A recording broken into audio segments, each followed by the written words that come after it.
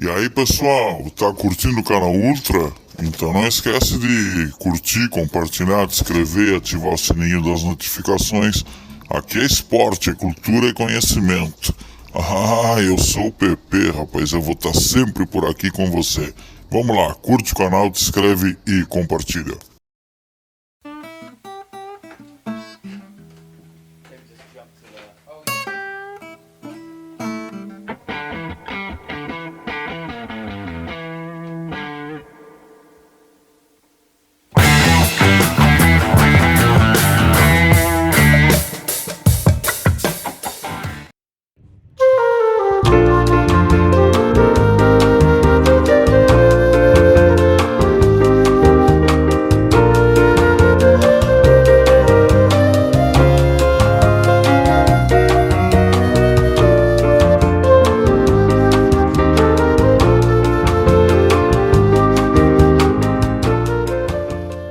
Bem-vindos ao Horizontes Podcast, um podcast para tratarmos do passado, mas também do futuro, né?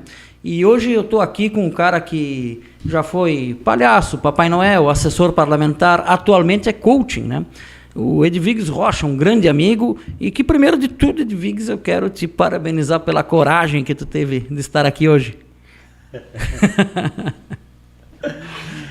Boa noite, Luciano. Boa tarde, amigos, né, do programa.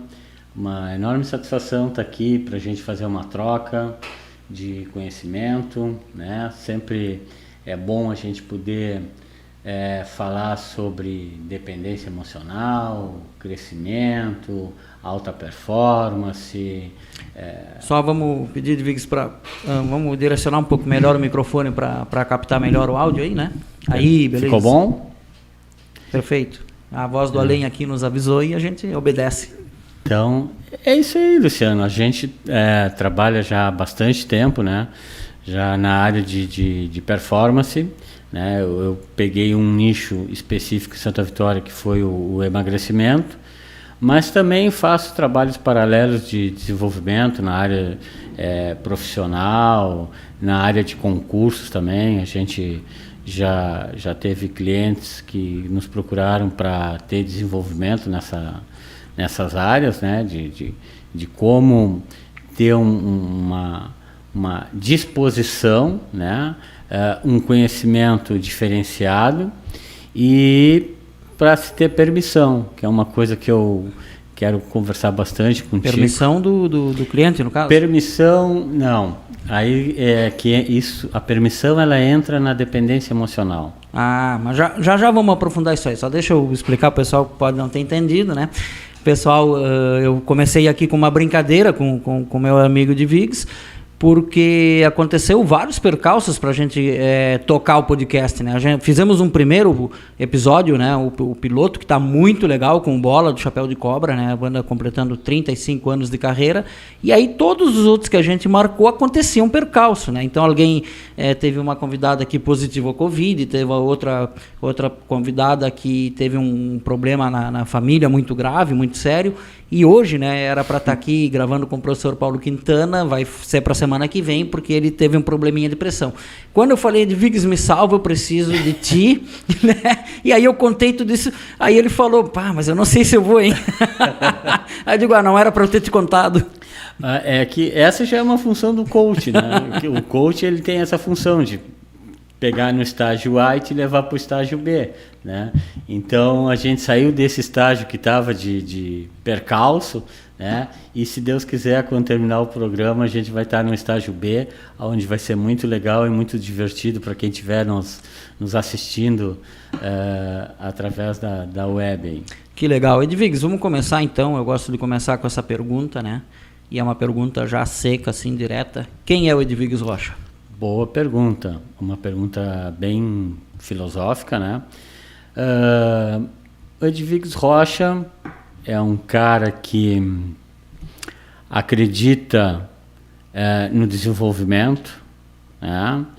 Que já teve momentos de ser insuficiente, né? E hoje uma pessoa mais madura e mais suficiente, né?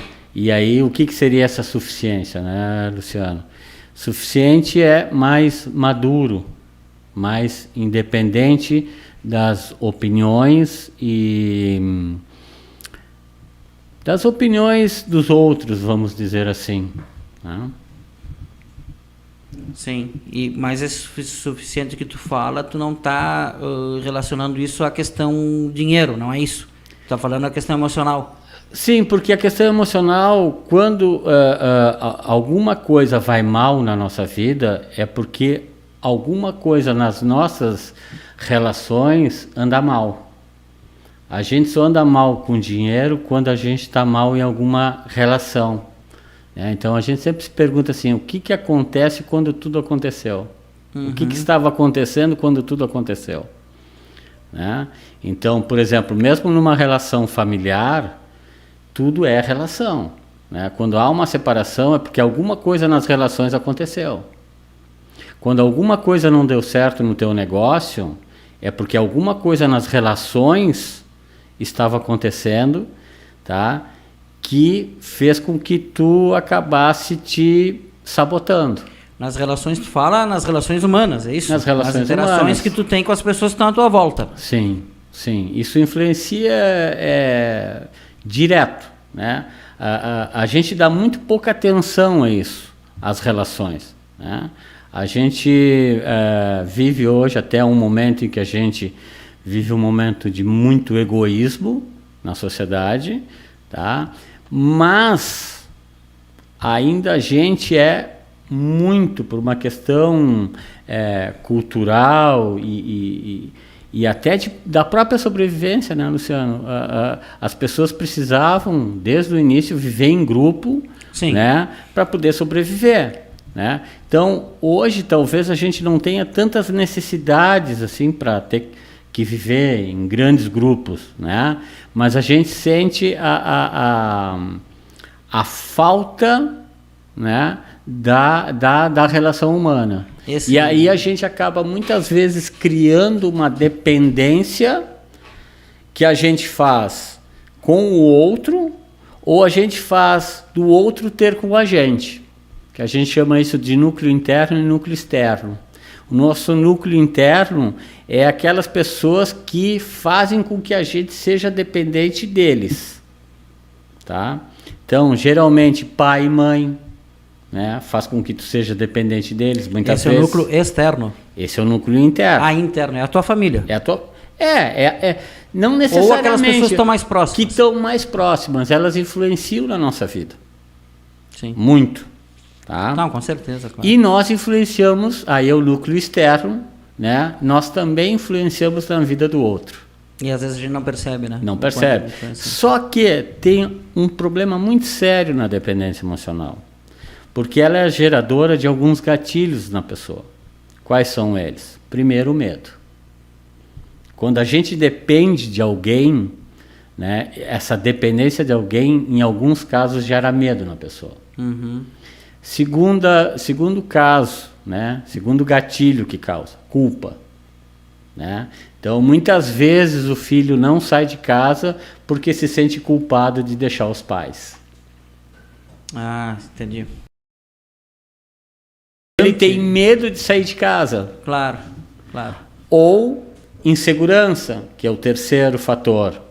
Né? Mas isso pode vir do outro lado também, né? Às vezes tem pai ou mãe que segura o filho porque tem medo de ficar sozinho, né? Mas aí o que é isso? Aí é o externo. Uhum. É tu fazendo com o filho. Porque existe aí, tem alguns perfis controladores, mas eu não te disse o que manifesta isso, né? Eu te disse até o terceiro, que é a insegurança. Isso. O quarto é a indisposição. Tu fica cansado, tu fica com desânimo. Na verdade, é desânimo, o quarto. E o quinto e último que causa dependência emocional é a procrastinação. Deixa sempre para amanhã. Sim. Ele tem que sair de casa, mas deixa para amanhã, agora não. Deixa para outro momento. Tá, e na procrastinação entra também aquele lance de esperar alguma coisa que nunca chega também. Tipo, eu vou sair quando eu conseguir cumprir tal etapa, mas aí tu não consegue cumprir aquela etapa e aí vai indo. Porque aí vai na questão do próprio medo, né? Porque o que causa o medo, né? Dentro da dependência? O medo sempre cria uma paralisação. Sim, Né? normal, claro. Cria uma vitimização, tá? E dá muito trabalho. Isso é. Né? Só que tem uma coisa interessante aí de comentar, de como é que isso circula entre o interno e o externo, por exemplo. Né? Existem alguns perfis controladores que a gente faz com os outros e os outros fazem com a gente. Primeiro é o vítima natural, que é aquela pessoa que está sempre, nada dá certo na vida dela. Né? Então, vamos dizer que de repente o filho está sempre dizendo: pai, eu não consigo emprego, que nada dá certo para mim. É o personagem de desenho clássico, aquele, como é que é que é uma hiena e um leão. Sim. Ó céus, ó isso, vida. é aquele ali, né? É o Hard, né? O Hard. Tem, esse é o primeiro perfil controlador, que é a vítima natural. Depois, o segundo perfil controlador é a vítima intencional, que é aquela que ela quer fazer com que o outro se sinta culpado. Entendeu? Então, de repente, assim, tu vai, sei lá, tu tem uma viagem marcada para a praia, tá? E aí sei lá, o teu pai ou teu irmão diz assim: eu queria ir tanto para a praia, mas eu tô com uma gripe terrível, né? Então, muitas vezes tu fica pensando: eu vou para a praia e meu irmão, meu pai... Não vai porque o outro não pode ir. Não, porque o outro não pode ir. Sim, então, ele conseguiu te controlar através de um possível problema dele. Esse é o vítima intencional. Depois tem o terceiro perfil controlador, que é o vingador. O que é o vingador? Ele não quer nada para ele, mas ele quer algo de ti. Então é aquele cara que de repente tu trabalha com ele, mas um dia tu consegue uma proposta melhor de trabalho, ele até aceita que tu sai dali, mas é aquele cara que vai ficar dizendo assim: ele não vai dar certo lá. Lá ele não vai dar certo. Aqui estava tudo bem com ele, não importa se tu vai ganhar mais, se tu vai crescer na tua profissão. Ele não quer que tu evolua, ele quer se vingar porque tu deixou ele, né? Ou o pai ou a mãe que de repente o filho vai casar, diz: mas aqui ele tinha tudo. Ele tinha tudo aqui em casa. O que esse cara inventou? Meu filho inventou de se casar. Sim. Né? Então tem o vingador. E depois nós temos o último, que é muito comum, tá? Que é o narcisista. O que é o narcisista? O narcisista é aquele perfil de pessoa que coloca uma parede na tua frente, que não deixa tu crescer nunca. Porque tu vai contar alguma coisa para ele, mas ele sabe tudo. Tudo ele sabe. Ele te ganha sempre. Ele te ganha sempre. Até nas coisas ruins. Até nas Se coisas... tu falar se tu te machucou um braço, ele machucou os dois. Esse cara aí. Ele sabe tudo, só que ele nunca evoluiu. Sim. Geralmente o narcisista, ele tem muitos argumentos, muitas coisas, mas ele não sai do lugar. Mas ele utiliza os argumentos dele, que muitas vezes fazem sentido, para não te deixar evoluir, para não te deixar crescer. Então é que nem o cara que quer casar, quer sair de casa, que nem a gente comentou, e os pais estão dizendo assim: mas meu filho, tu não faz nem a tua cama, né? Tu não sabe lavar, tu não sabe passar, tu não sabe te sustentar. O cara vai e faz uma história enorme para a pessoa. Para o cara não conseguir. Né? E cria uma barreira. Aí o cara diz: não, mas realmente tem razão. Né? E aí tu não evolui. Então, nesses 4 perfis aí, Luciano, o ser humano vem vivendo durante há muito tempo e causando muito sofrimento por causa da dependência emocional. Tá, então, isso aí que eu queria pegar contigo, então, fazer esse gancho. Vamos lá. Fazer esse gancho aí que eu acho muito legal. Olhando os outros dias ali, eu gosto muito eu sou muito curioso, né? Sabe que eu sou um cara muito, muito curioso, eu não tenho preconceito com assunto nenhum, né? Então eu olho coisa de tudo. E olhando os outros dias uma live aí do pessoal da biologia, né? E ele falou uma coisa, respondendo um público dele, né? E que eu, inclusive, já associei até para as aulas de sociologia que eu dou, porque faz todo sentido, né? Para a gente conversar sobre a vida em coletiva, né? Sobre a vida em sociedade. Que ele falou assim: olha, o ser humano ele é muito bom em estar junto na natureza. Que daí aí o pessoal riu, né? Ele: não, eu vou dar exemplos, né? Assim, se tiver no meio da savana e tu der de cara com um leão, quem ganha a briga? O leão, né? Tu tá no meio do mar e precisar nadar rápido, quem é que vai nadar mais rápido? Tu, o tubarão. O tubarão vai nadar mais rápido do que tu. a gente enxerga mal de noite, né? Tanto é que a gente inventou a eletricidade, porque de noite a gente não enxerga, né? Em que a gente é bom? Em estar junto, né? E aí ele deu um exemplo, chega lá um homem primitivo, né? Chegou um homem primitivo e diz assim, o negócio é o seguinte, atrás daquelas árvores ali tem um mamute, se nós matar o mamute, a nossa tribo come um mês, né? E aí o outro vai dizer, não, vai lá e mata, né? Ele diz, não, eu sozinho não consigo, mas se juntar os 50 carinha ali com as lanças, vão matar o mamute, vão comer um mês e vão pegar das peles para fazer roupa, né? Que era isso que muitos grupos primitivos faziam, né? E isso nos faz, eu acho, e a gente só é tantos assim, nós só somos 7 bilhões por causa disso, né? Porque a gente tá junto, sozinho na natureza, como disse o cara lá da biologia, a gente não vale muito, né? Só que aí, ao mesmo tempo, vai criar esses problemas que são os nossos problemas para ser superado, né? É isso, né? E aí é que entra a tua função, no caso, né? Hoje. Hoje eu tenho uma ideia, né? Que vem um pouco da filosofia, mas passa muito pela sociologia, que é da tua área, que diz o seguinte, né? Individualmente, a gente vai mais rápido, mas juntos a gente vai mais longe. Isso. Tá? Eu não vou me lembrar, talvez até tu te lembre agora do nome do autor. Não me lembro, mas é uma citação muito bonita. Mas tem uma coisa importante e que eu luto muito hoje, assim, para divulgar, para fazer as pessoas refletirem, porque a gente está vivendo um momento de muito egocentrismo, né? De muita individualidade. Durkheim diz isso, que é um sociólogo. Sim, um né? clássico da sociologia, um dos clássicos. O Durkheim diz o seguinte, né? Que a individualidade nos separa enquanto grupo, nos separa enquanto família, nos separa enquanto sociedade, né? E a gente está vendo uma separação muito grande na sociedade devido ao individualismo, ao egocentrismo, né? O eu. Bom, isso termina com a família, né? Que é uma grande preocupação, né? Agora, tem o outro lado que diz o Durkheim. O Durkheim diz o seguinte, o que une as pessoas, o que une os grupos? É a generosidade. Só a generosidade, tá, tem a capacidade de manter uma família unida. Quando um pai é generoso com o filho e o filho sabe ser generoso com o pai, né? Com a mãe, né? O casal é generoso um com o outro. Né? Sim. Então, isso mantém a unidade. Isso mantém uma unidade numa empresa, num negócio.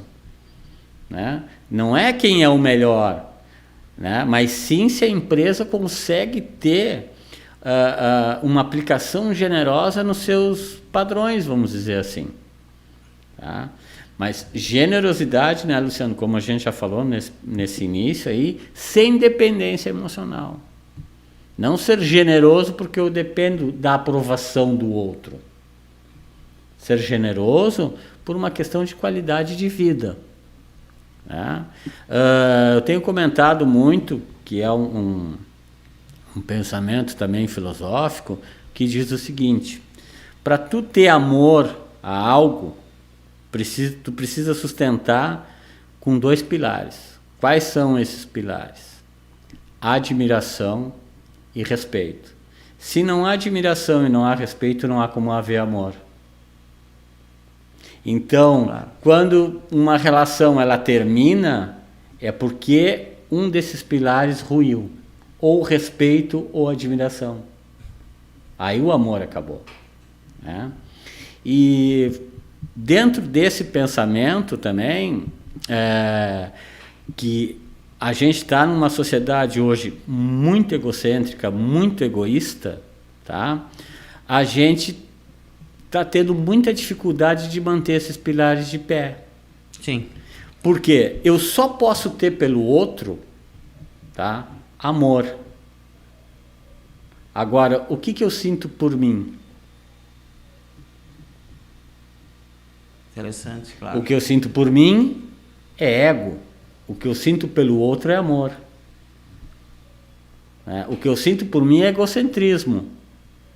Eu sou bom, eu sou melhor. né? É egocentrismo. Agora, o que eu sinto pelo outro é amor. Mas eu só vou sentir esse amor se eu respeitar essa pessoa, tá? E se eu admirar essa pessoa. E aí, para ajudar a ter isso, né, a gente precisa ser mais generoso um com o outro. Infelizmente, a gente está perdendo um pouco disso. Mas, né, tudo é muito cíclico. E isso a gente vê em todas as áreas, né? Todas Onde tem as áreas. gente, tu vai enxergar isso.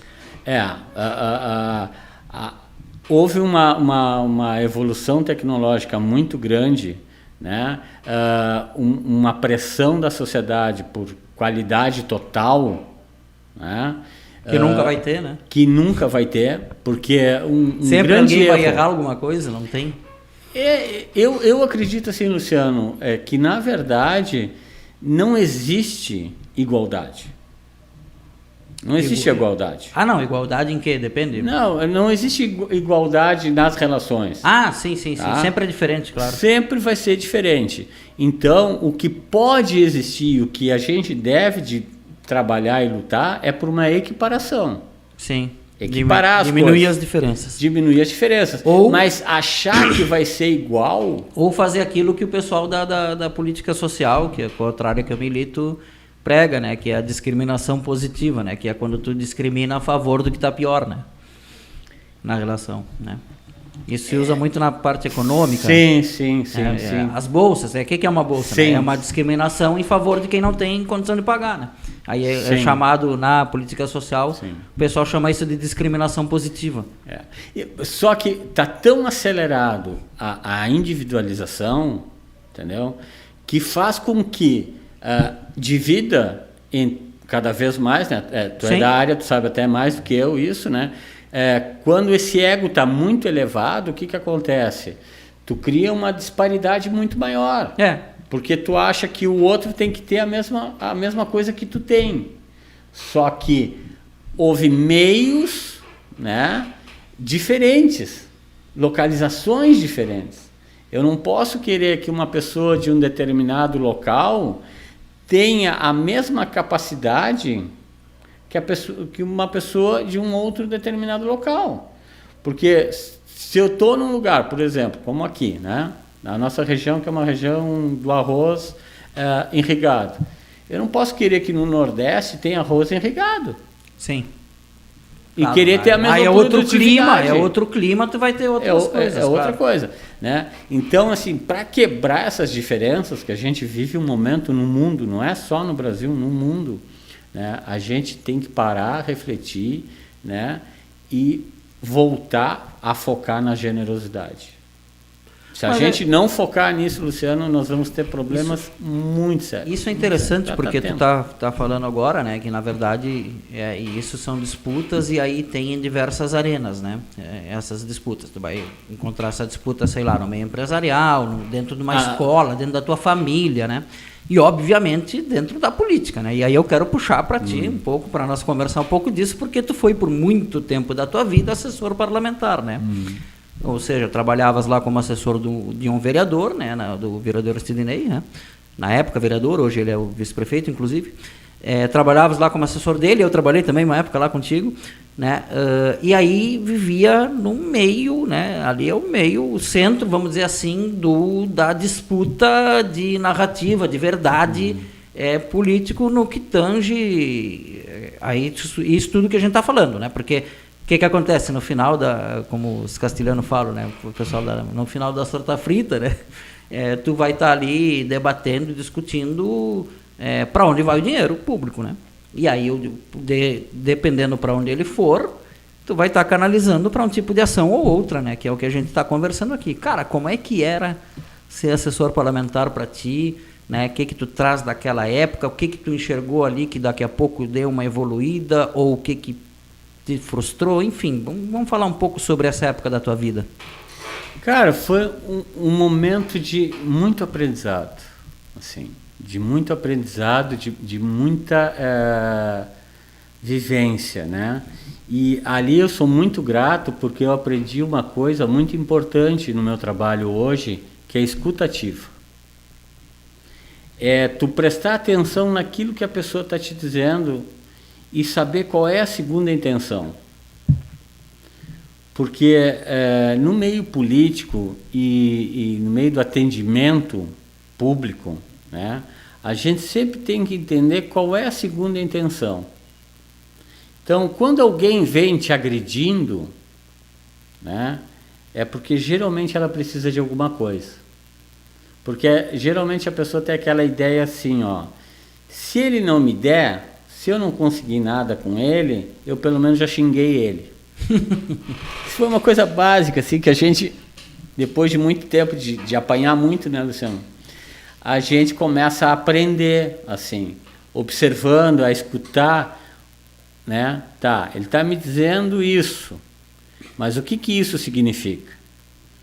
E isso vale não só para o tratamento com as pessoas, né, que tu trata no teu dia a dia ali, mas também no meio político. Né?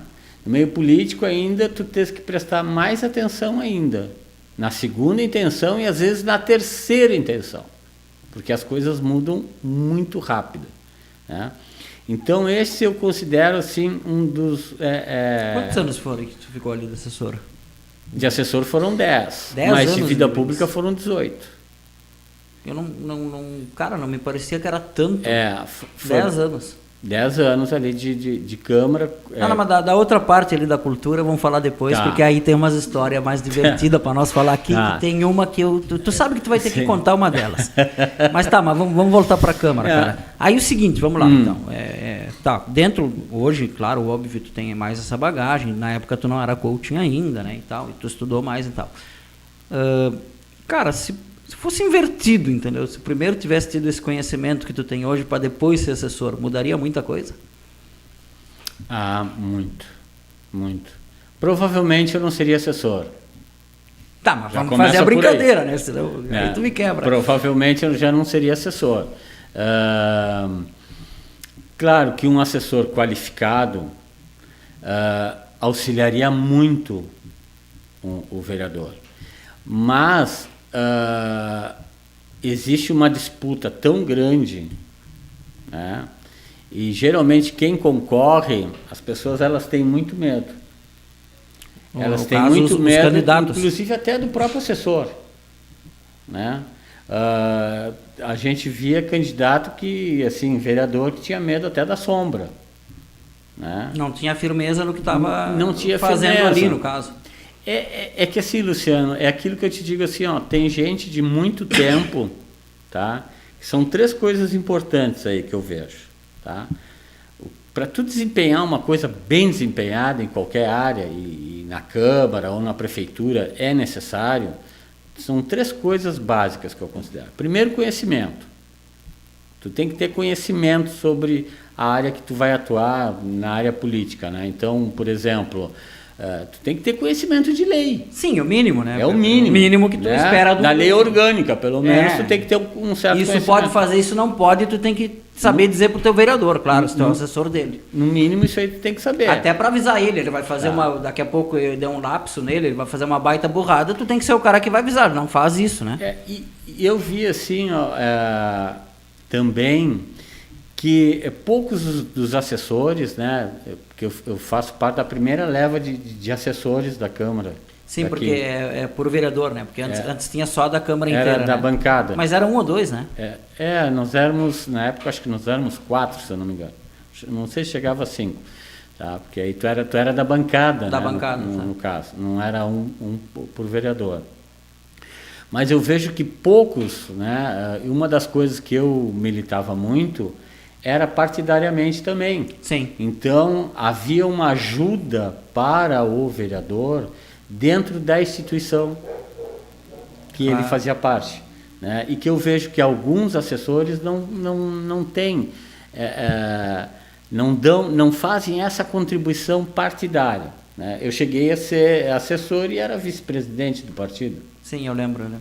Uma coisa, de Viggs, que eu notei ali, quando eu trabalhei ali, que comigo nunca aconteceu, acredito que contigo também não, mas que eu notava, assim, é que alguns assessores, eles faziam trabalhos mais particulares para o vereador, ao invés de estar trabalhando, ajudando a formular uma lei ou fazer alguma pesquisa, né? Eles faziam coisas pessoais assim do vereador. Que eu acho totalmente errado. Mas faz parte das relações. A relação entre eles, sim, concordo. Aí é que eu quero te dizer assim, dessas 3 coisas que são extremamente importantes, que são extremamente necessárias em qualquer lugar, principalmente na Câmara ou numa prefeitura, tá? Primeiro, conhecimento, tá? Segundo, disposição. Tu tem que ter muita disposição, porque tu vive sempre sobre fogo cruzado. Muitas vezes, assim, tu tem que saber filtrar aquilo que tu pode passar e o que tu não pode passar para o vereador. Claro. Tá? Porque tu vira assim quase que um telefone sem fio, entendeu? As pessoas querem dar um recado para o vereador e eles dão um recado para ti, que pode ser uma coisa boa e pode ser uma bomba, entendeu?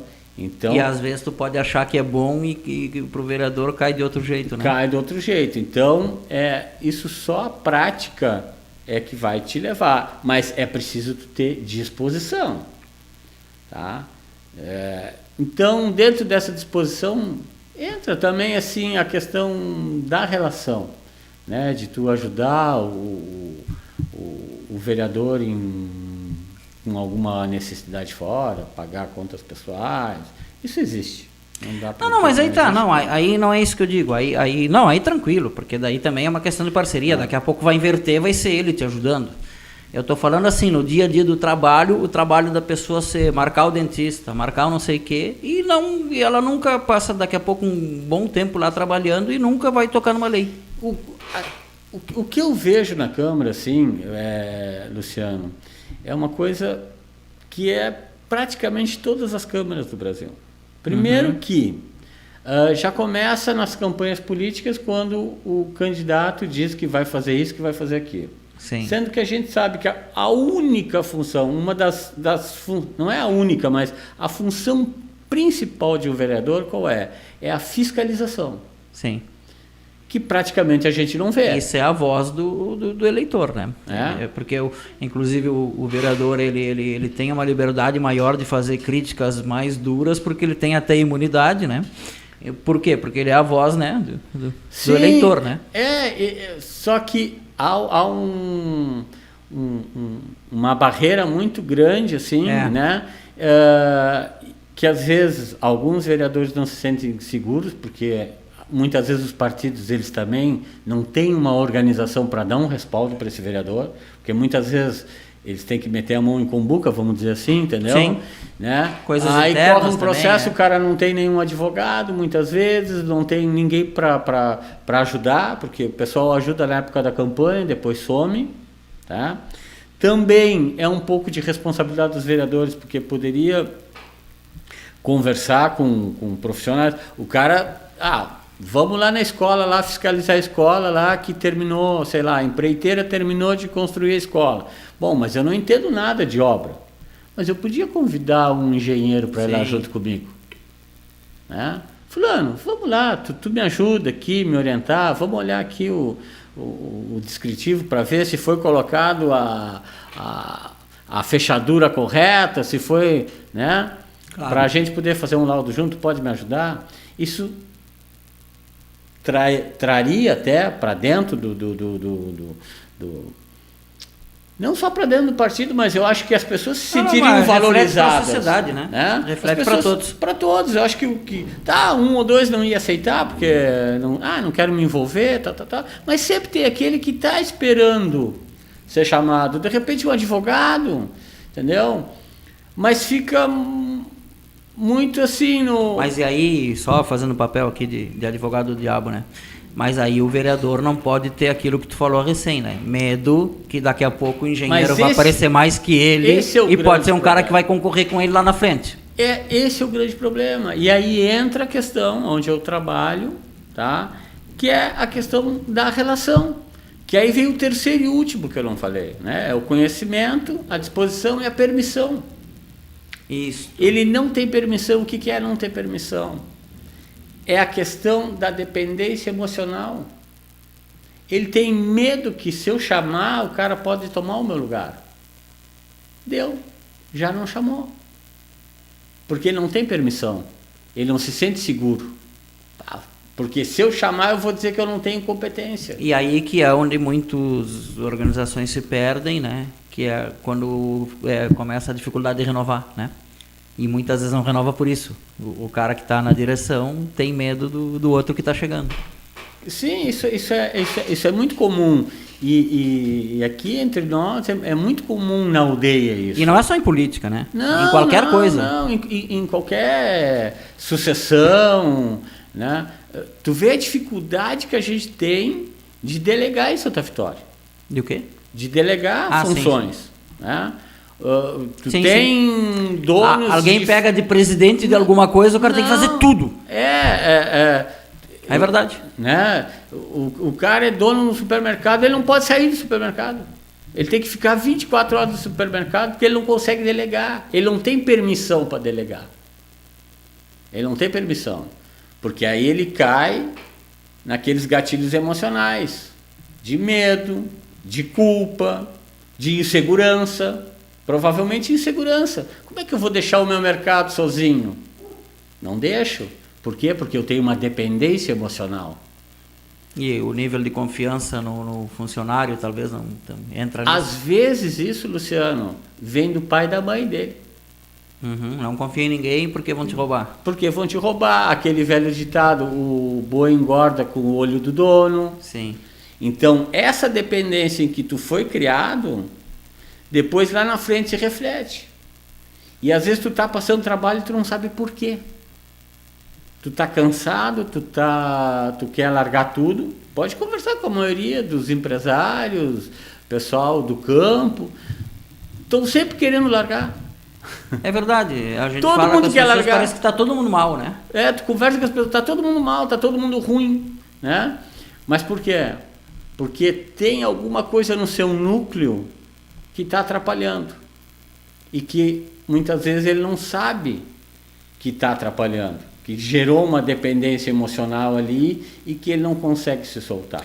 Tá, e Edviges, o coaching, daqui a pouco eu quero entrar um pouco mais no termo do coaching, mas eu não queria antecipar, mas só não é para nós ter uma sequência, né?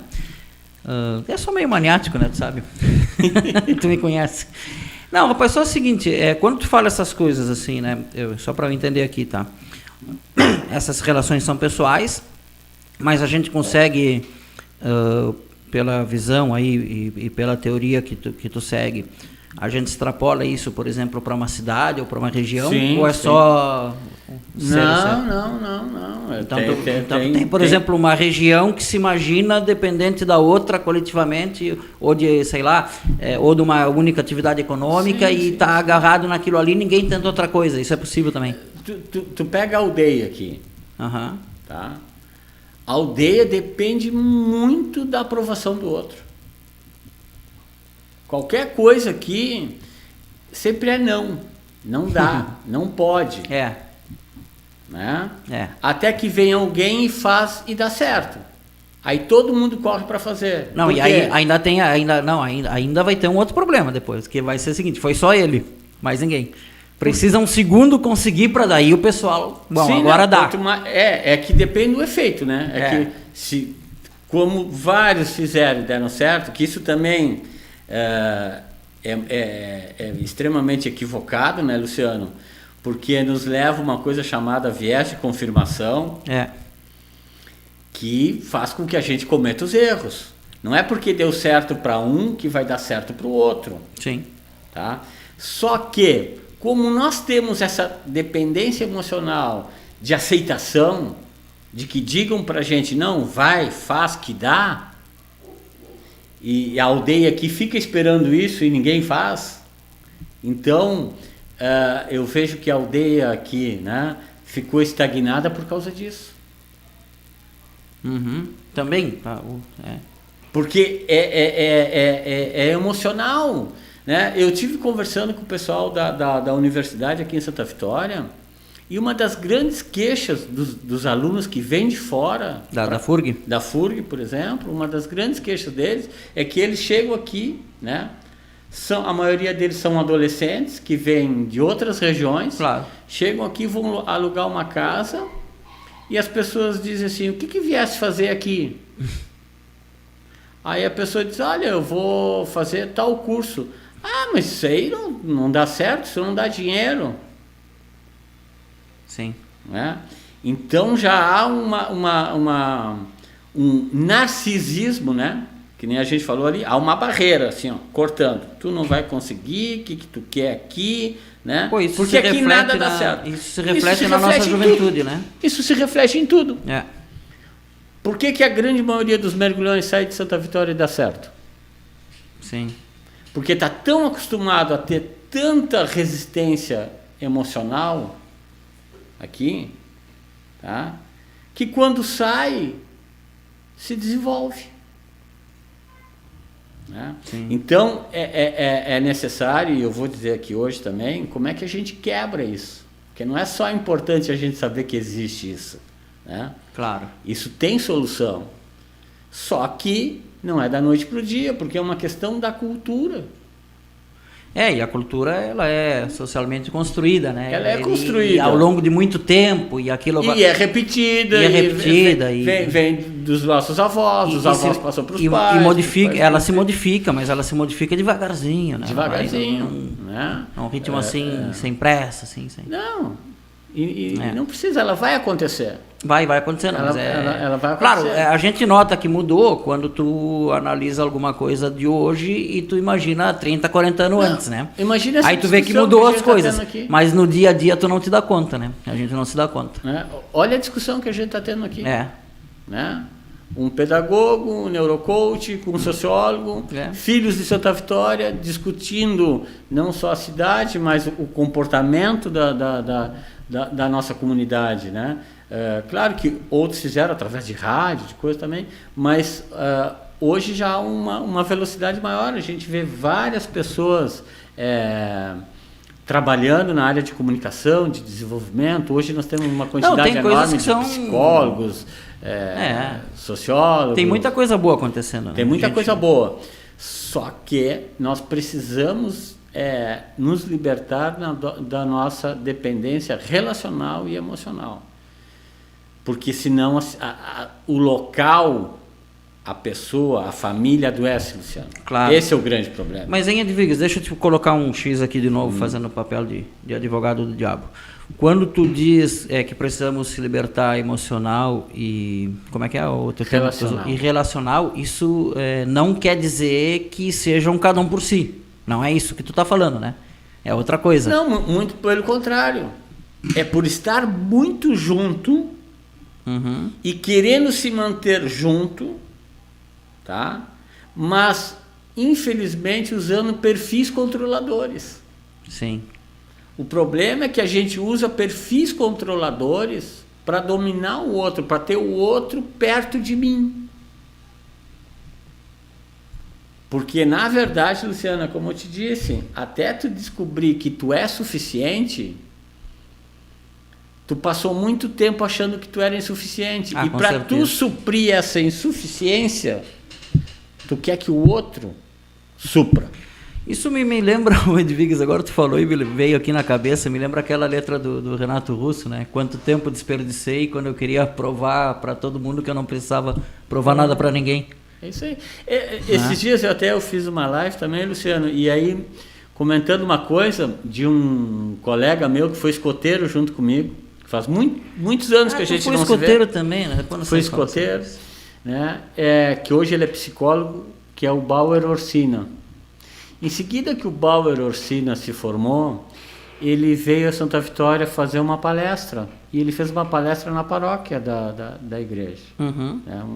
Se o Bauer estiver assistindo aí, quando vê, chega até ele. Ele está há muitos anos fora de Santa Vitória, está em Porto Alegre, trabalha com constelação familiar e tal.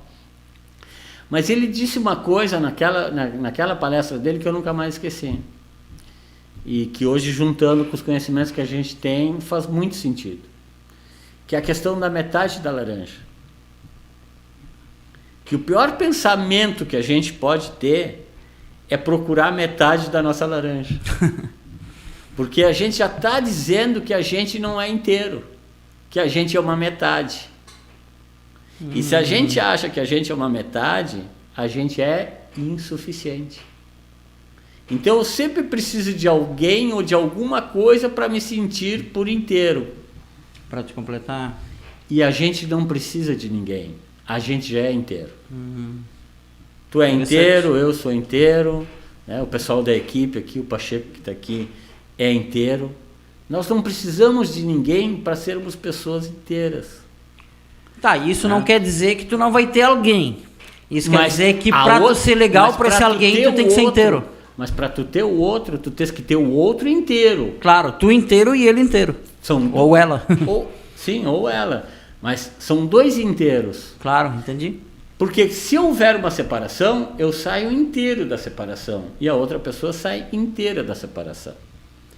Então, é muito equivocado essa maneira de pensar que eu estou procurando a metade da minha laranja, né? Não, cara.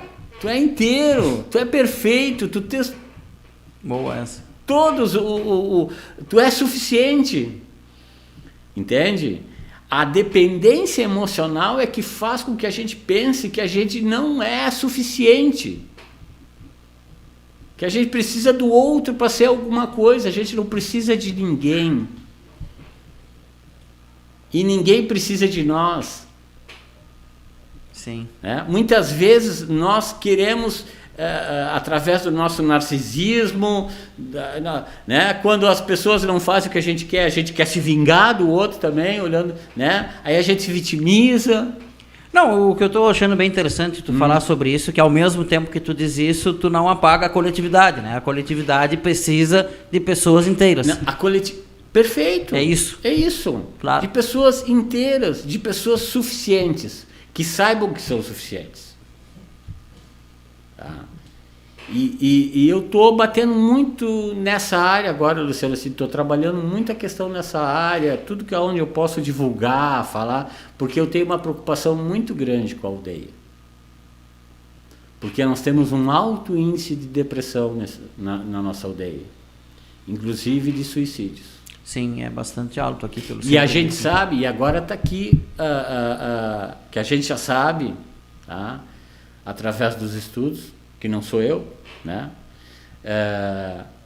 Mas os estudos apontam que pessoas que usam o vício, todas elas são pessoas que se sentem insuficientes. Toda vez que tu te sente insuficiente, tu vai tentar suprir com alguma coisa. Com o álcool. Sim, doce, qualquer coisa. Com as drogas, com a comida, cigarro. Ou com a outra pessoa. Claro. Entendeu? Então, e quando tu não encontra isso, há o vazio. Por isso que as pessoas dizem, eu estou com vazio, Mas por que desse vazio? O tédio entra nisso aí também? Aquela pessoa que está sempre entediada também pode ser isso? Também. Porque também entra a questão da dependência emocional. Também entra. Porque ela entra naquela parada de estar sempre... Nunca está feliz no momento, Nunca está feliz no momento. Está sempre esperando alguma coisa que aí quando essa coisa chegar, ela está esperando outra. E agora eu vou te dar uma aí barbada. Não curte o momento, né? E para você que está nos assistindo aí, eu vou dar uma barbada para você. Sobre motivação. Tá?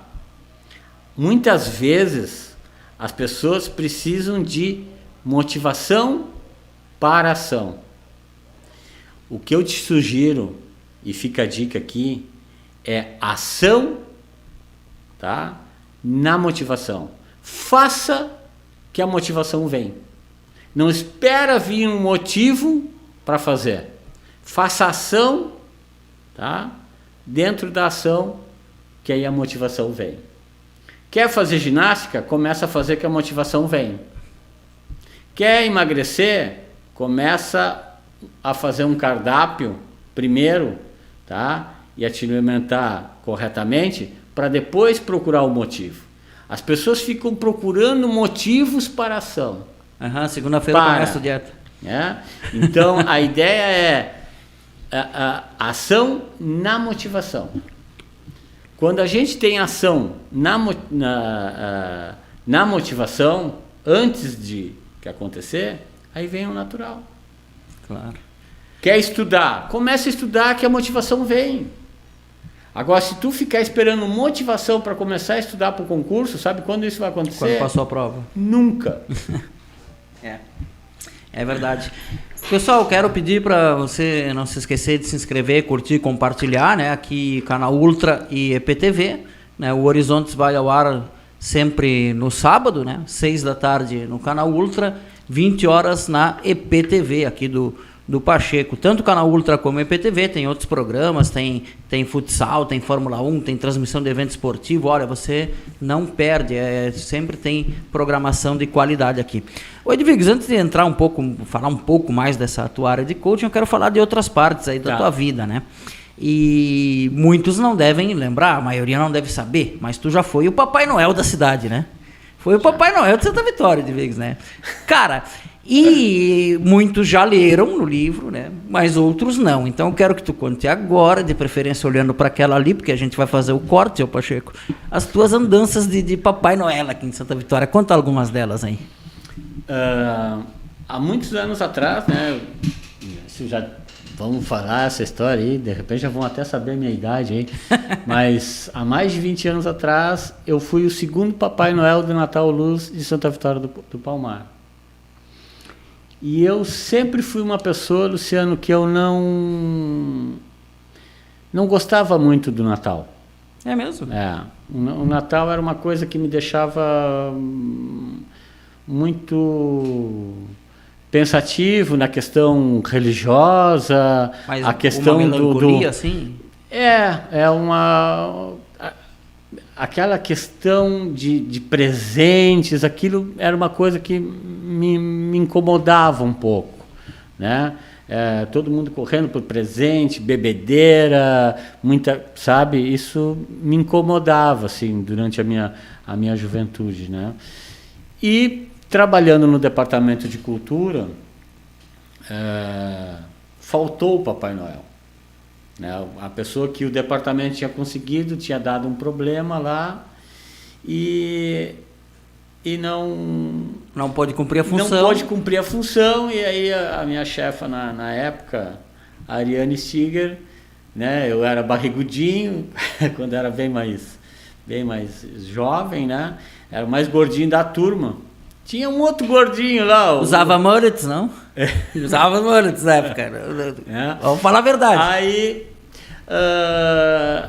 eu aceitei a missão e acabou gerando histórias maravilhosas, que acabou culminando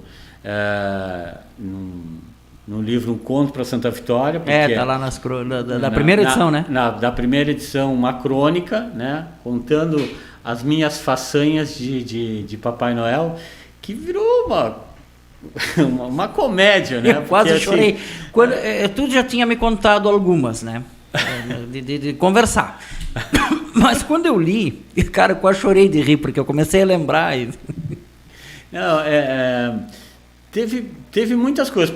A primeira coisa, sim, foi me ver vestido de Papai Noel, né? Tu toma um choque. Mas o choque maior foi receber a chave da cidade do prefeito, onde eu acho que tinha 3.000 pessoas querendo te tocar, querendo te agarrar, sabe? Assim, dá até um pouco de receio, assim, porque as pessoas naquela fã de chegar no Papai Noel, elas te chutam, E não é só criança, né? Não, vem adulto também para volta. Adulto. Mas o mais gratificante foi participar da casa do Papai Noel. E a gente vê como as pessoas realmente, elas embarcam na história. Elas acreditam. Levam os filhos para ver, né? Levam os filhos para ver, elas entram, entram de cabeça naquilo ali, né? E eu tive a oportunidade, assim, de passar momentos muito hilários, né? Entre eles, teve teve de um rapaz, assim, que eu conto no livro. Ele já era quase 3 horas da manhã, eu já estava extremamente cansado, porque a gente sentava ali por volta das 7h30 e saía 2 horas da manhã. Saía a hora que o último fosse embora. O último fosse embora. E aí aquele rapaz chegou, já um rapaz alto, e eu estava muito cansado, Luciano. Eu estava muito cansado já, porque tu fica repetindo e fazendo aquela volta, Papai Noel, né? E aí ele chegou para mim e disse assim... Papai Noel, eu tô tão triste. Aí eu lá com aquela voz de Papai Noel. O que houve? Tu emulava a voz ou tu falava com a tua voz normal? Tinha que falar com a voz de Papai Noel. Tu emulava a voz ainda? Emulava a voz, né? Ai, que fantástico. Imagina que fantástico, Pacheco. 4 horas, 5 horas, falando com aquela voz, atendendo as pessoas, sendo gentil, e ali dá de tudo. É público. Sim. Né? Mas aí esse rapaz diz, olha, eu estou tão triste, Papai Noel. E eu, o que houve, meu filho? Meu pai se foi, Papai Noel. E eu caí na besteira, assim, por estar cansado, disse assim, não, fica triste, meu filho, ele está ao lado de Jesus, de Deus. E aí diz o rapaz assim para mim, não, Papai Noel, ele não morreu, ele foi pro Acre. E eu digo... meu filho, não dá bola pro Papai Noel, já tá ficando velho, caduco. O Papai Noel velho caduco. Foi o que saiu ali na hora, né, Luciano? Foi o que saiu na hora, ele aceitou, aí, né, desejei tudo de bom para ele, dei uma... Mas depois eu disse assim, mas são coisas que vão acontecendo ali no dia. Teve uma menina também que até hoje, né, deve estar com certeza uma moça, deve estar uma moça hoje. Isso aí nós estamos falando de 98, 99, por aí? 2000 no máximo? Por aí. Né? E teve uma menininha que veio com a mãe assim, chorava, né? Mas tão bonitinho, os olhos azuis, assim, sabe? Uma criança linda, mas chorava. E sentou, quase me veio as lágrimas também. Aí tu começa a embarcar, começa a achar que tu é o Papai Noel mesmo daqui um pouco, né? Tu entra na história junto, claro. Tu tá naquele, o que houve, minha filha? E ela diz assim para mim, Luciano, Papai Noel, eu queria parar de mentir, mas eu não consigo parar de mentir para minha mãe. Cara, aquilo ali assim me entrou no coração, sabe? Porque tu via uma coisa pura, a pureza da criança. Mas a tua cabeça deve ter ido a milhão, né? Foi a milhão. Imaginando o que acontece com essa menina. Depois é que eu me dei conta. Claro que o que aconteceu ali? Se tu mente pra mãe, o Papai Noel não vai te dar presente. Quando ela viu o Papai Noel, ela confessou tudo, que ela sabe, mas tu viu ali naquele momento a ingenuidade, a sinceridade da criança. Sabe que é engraçado, tu falou isso aí agora, eu lembrei, são parentes, uns amigos meus, né? Hoje em dia a filha deles já está na faculdade, tudo isso aí aconteceu quando ela era criança, né? Tinha um conhecido em comum, que até já não está mais entre nós, que era professor da faculdade lá e tudo, que era um sujeito baixinho, gordo, de barba branca, né? Era a fisionomia dele, era ele. E eles tinham, esse casal de meu amigo, inclusive falei com eles hoje, aquela coisa que tu falou que fizeram com essa menina, né? Dizer, tem que se comportar bem, porque o Papai Noel olha, senão tu não ganha presente. Um dia eles vinham de ônibus, eu morava em Pelotas, eles vinham de ônibus, e por um acaso, assim, do destino, esse senhor que eu falei entrou no mesmo ônibus que eles estavam. A menina vinha brincando, assim, quando olhou ele entrar, parou na hora, ficou quieta, assim, imaginou, o Papai Noel tá aí no ônibus. O pai e a mãe disseram que ele anda por aí olhando as crianças, ela ficou quieta. Não, as crianças, elas entram nesse mundo mágico. No jogo, sim. E ali, Luciano, eu passei a ter uma visão diferente do Natal, né? Na época havia mendigos na cidade, né? Se juntaram todos e foram lá ver o Papai Noel. É mesmo? Isso eu não sabia. Né? Então, assim, se bateu foto com eles, né? Isso acho que não foi no livro, mas... Essa parte eu não sabia, Luiz. Foram lá, né? Então, assim... Porque é toda a comunidade, entende? É toda a comunidade. Bonito, né? E ali tu vê o outro lado, né? Tu começa a prestar atenção em detalhes e sutilezas que tu não percebe, assim, que às vezes está muito na festa, quer o feriado, quer o trago, quer extravasar porque é o feriado. Sim, porque passou o ano todo encarando um monte de coisa e ali é a hora que... Agora é a hora de extravasar. Só que tem um lado lúdico do Papai Noel, que é muito profundo, muito profundo. Eu tive a felicidade de, por exemplo... Meu amigo, quase um irmão que eu tenho, assim, né? O meu vizinho, o Cláudio, foi o meu segurança. Nós fomos criados juntos, né? Aí tinha do lado, estava a minha vizinha que se criou junto com nós, que foi levar os filhos que eram pequenos na época. E tinha criança que chegava e te pedia um presente absurdo, assim? Tem de tudo, né, Luciano? Tem de tudo. Mas as crianças maiores eram os adultos. E os idosos também. É impressionante, assim, porque a sensibilidade das pessoas aflora, assim, porque elas te veem mesmo como o Papai Noel. Claro. Quando entra naquela magia ali... E os adolescentes que gostavam de vaiar o Papai Noel na carreata, como é que é? Porque adolescente, tu falou no início, né? Adolescente é rebelde e tal, né? Aí o adolescente vê o Papai Noel, vai querer zoar o Papai Noel, né? Mas não era um Papai Noel tão bonzinho assim, né? Todo adolescente tem uma fase meio de bobalhão, né? Quem nunca? Né? Não, claro, óbvio, normal. E a gente também teve isso, né? Só que assim, eu já estava quase que virado de Papai Noel 24 horas, né? Porque o carro da prefeitura me pegava assim, tem a festa lá no bairro tal, vamos lá, tem a festa lá no... E tu ia de carro aberto jogando bala, né? Jogando bala, entregando presente, às vezes ia nas casas das pessoas... Né? Então, tava ali, foram quase 30 dias de pauleira de Papai Noel, assim. E aí, o que tu fez com a bala quando ele... Aí, eu passeando na Barão, jogando bala para as pessoas, né? Aí, tu chega ali no centro da cidade, aquele monte de adolescente, né? Na época do Natal, que vem todo mundo de férias... zoando o Papai Noel, né? Eu já estava tão cansado com a zoeira do Papai Noel que peguei aquelas balas e comecei a mandar bala naquela gurizada, mas assim, ó, né? Era guri se escondendo atrás das árvores. O Papai Noel tá louco, não sei o que. O Papai Noel tá louco. Né? Já tava caduco lá na outra agora.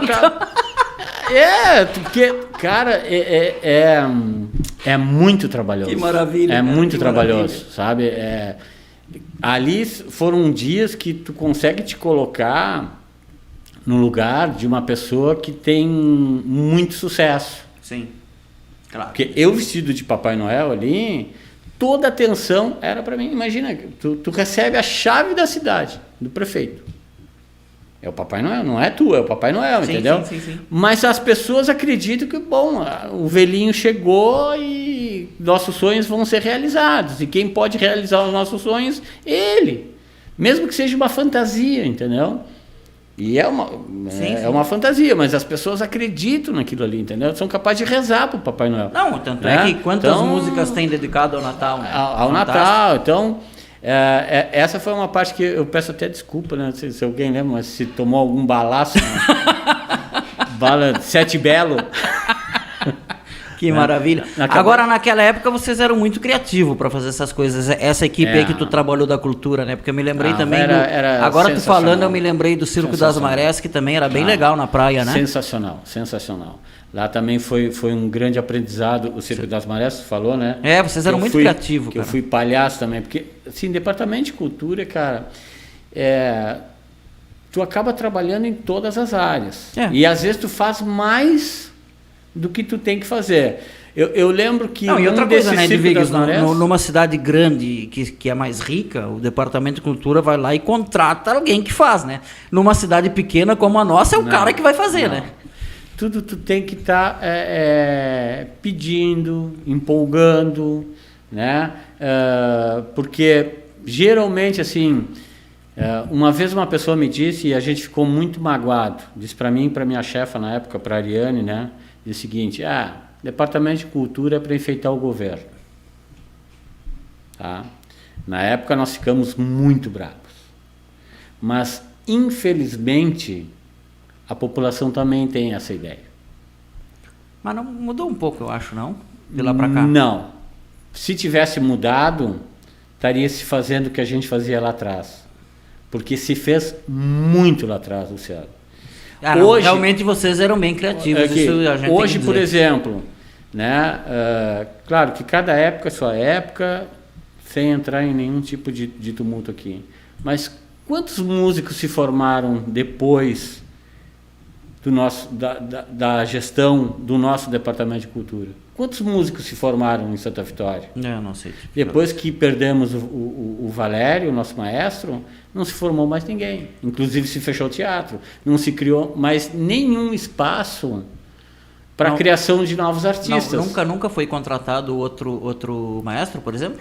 Que eu me lembre, não. Saiba, Tá? Então, tu tens ainda os maestros que tu tem hoje na cidade, né, que fazem as bandas aí, ainda são daquela época do Valério. As pessoas que dançam ainda são as alunas da Caiçara, por exemplo, que é uma excelente profissional e que formou um monte de gente aí que foram trabalhar em escolas, algumas montaram escolas e tal, mas toda a formação de trabalho, para dizer assim, ó, gerou trabalho, é de lá. Tu pega o pessoal, por exemplo, do teatro, né? Não, teatro é uma coisa que cada vez que eu passo ali a me dá uma grande maioria, né, veio daquela geração. Depois... Sim, tinha festival de esquete, eu me lembro. Né, nós fazíamos os ônibus, que era uma outra grande guerra, assim, e eu considero também um momento muito especial na minha trajetória dentro do Departamento de Cultura, que era fazer esquete dentro dos ônibus, que iam para a praia no domingo, 6, 7 ônibus, nós preparávamos durante a semana esquete, nós parávamos os ônibus no meio do caminho para falar sobre cachorro na beira da praia, sobre afogamento, sobre insolação. E as pessoas iam e começaram a curtir aquilo. Todo final de semana parava o ônibus lá das 10 horas da manhã, nós parávamos os ônibus lá, subia a galera, vamos fazer a esquete aqui. Aí todo mundo... né, batia palma. E numa época que não tinha WhatsApp, não tinha Instagram, não tinha nada, YouTube, nada. Imagina hoje, né? Se tu podendo usar o potencial das redes para... Que bom que tá falando isso, assim, porque eu nem tinha imaginado isso. Mas é verdade, nós não tínhamos essa tecnologia que tem hoje. Então era tudo analógico. Vamos lá, vamos fazer. E praticamente nós pegar aquele pessoal de graça, assim. O Antônio, o Roberto... uma galera que de repente até eu vou esquecer aqui, né? O Roberto até hoje trabalha, fez até saiu todo aquele pessoal ali E eu não vejo mais isso, assim. Como é que é o nome dela ali, daquele... Puxa vida, amigo meu, me esqueci agora, mas que depois, passado já, essa época de vocês ali, mas eles seguiram com a peça da Paixão de Cristo, depois ali o Lilo. Isso, o Lilo, era ele que eu queria... Ele e a família dele ali, a mulher dele, os filhos, né? Sim. Tem um dos meninos que trabalha até hoje, que está trabalhando, acho que no ônibus do livro ali, faz teatro ali e tal, né? Que agora me fugiu o nome dele, mas continua. Mas tudo foi criação daquela época. E eu vejo que isso parou. Por quê? Por que essas coisas às vezes não vão para frente? Porque tu não coloca pessoas da área. E depois que a gente saiu, né, todas as outras gestões começaram a ter pessoas que a grande maioria não era da área.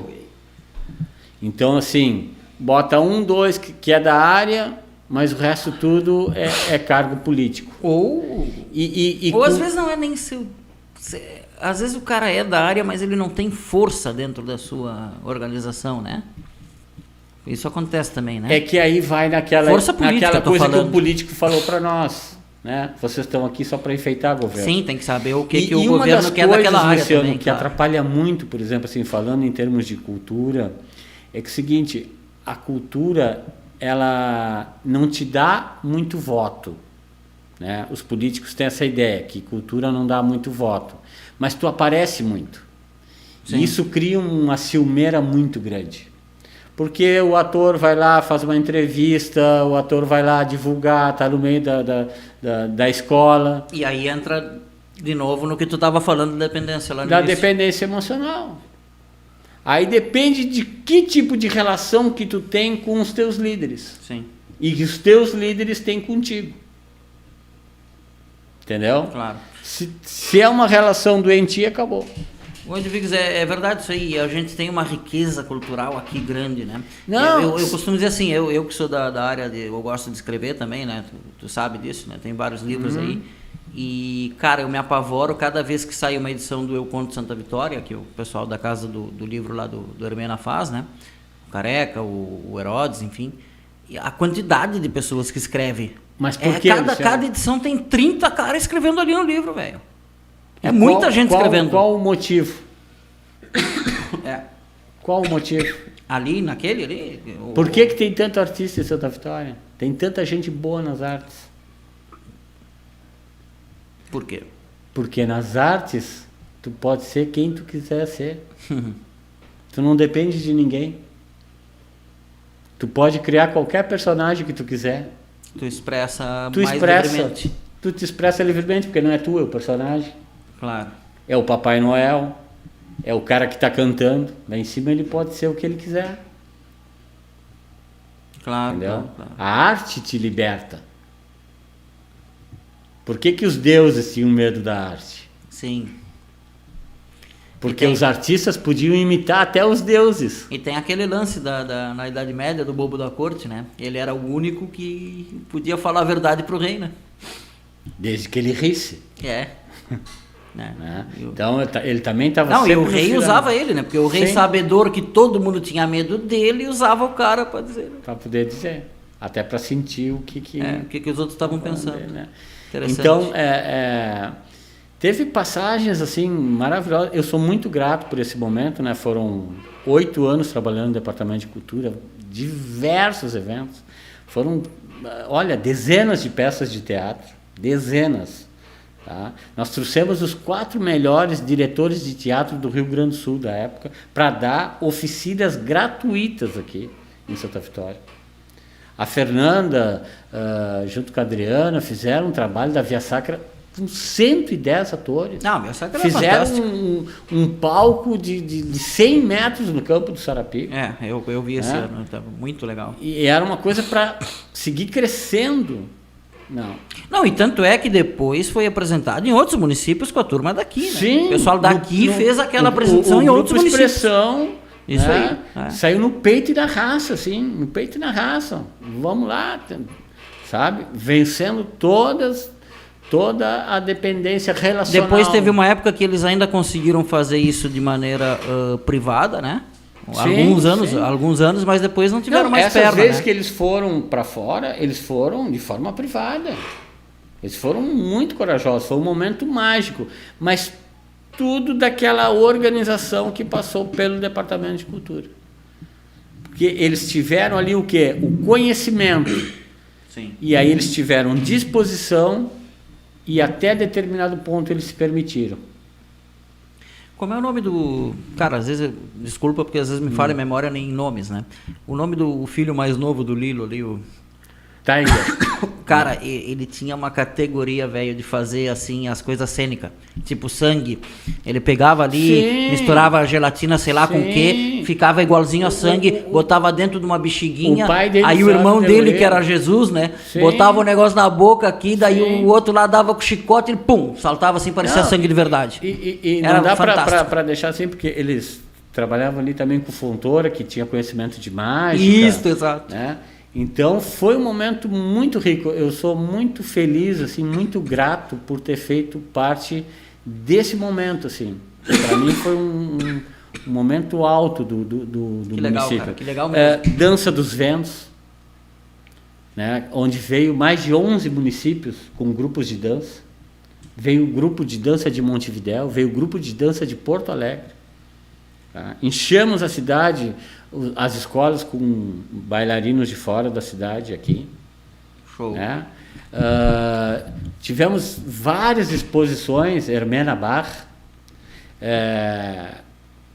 Circo das Marés, né? Que era esse que a gente fazia Na praia, né? sombra na beira da praia, fazia brinquedo, conseguia prêmios para distribuir para as crianças, que também só aí já teria outras crônicas Sim. para serem feitas, porque a gente começa a lembrar, né? O tempo vai passando, a gente esquece.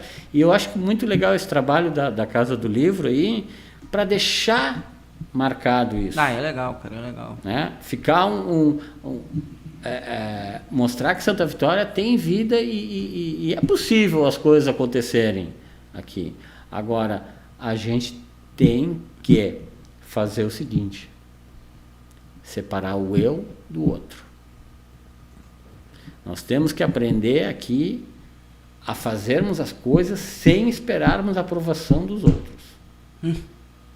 Nós temos uma dificuldade muito grande em iniciar qualquer projeto de Santa Vitória, porque a gente fica sob uma pressão muito grande da aceitação dos outros. E os outros aqui sempre vão ser narcisistas com a gente. Isso também é muito exigente o nosso pessoal com nós mesmos, né? Na verdade, é porque se tu fizer algo e esse algo der certo, isso vai mostrar o quê? Sim, que tu foi melhor que ele. E isso agride o outro. Mas eu acho engraçado Porque, uma coisa. sabe por quê? Isso eu concordo contigo. Tá, mas aí entra a mesma coisa, Luciano. Só para fazer o fechamento. Fecha. Tá? Por que isso? Porque ele é uma metade, ele não está inteiro. Claro. Porque a pessoa inteira, ela não sente necessidade. Isso eu fecho um número, gênero e grau com o que tu está dizendo. O que me intriga é o seguinte: ou posso eu estar com uma impressão errada também, estou partindo de uma premissa errada, né? E daí eu estou com a interpretação errada. Mas o que me parece é o seguinte: isso em relação, vamos supor, duas pessoas aqui da aldeia, né? Tá. Mas por que quando o cara é de fora, daí não tem importância do cara vir e fazer, entendeu?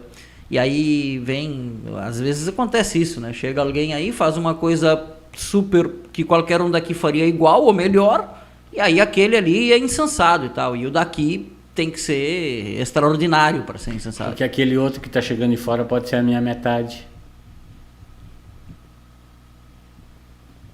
Não, tem lógica, pode ser. Entendeu? E quem vem aberto, vem inteiro. Não vem buscando nada.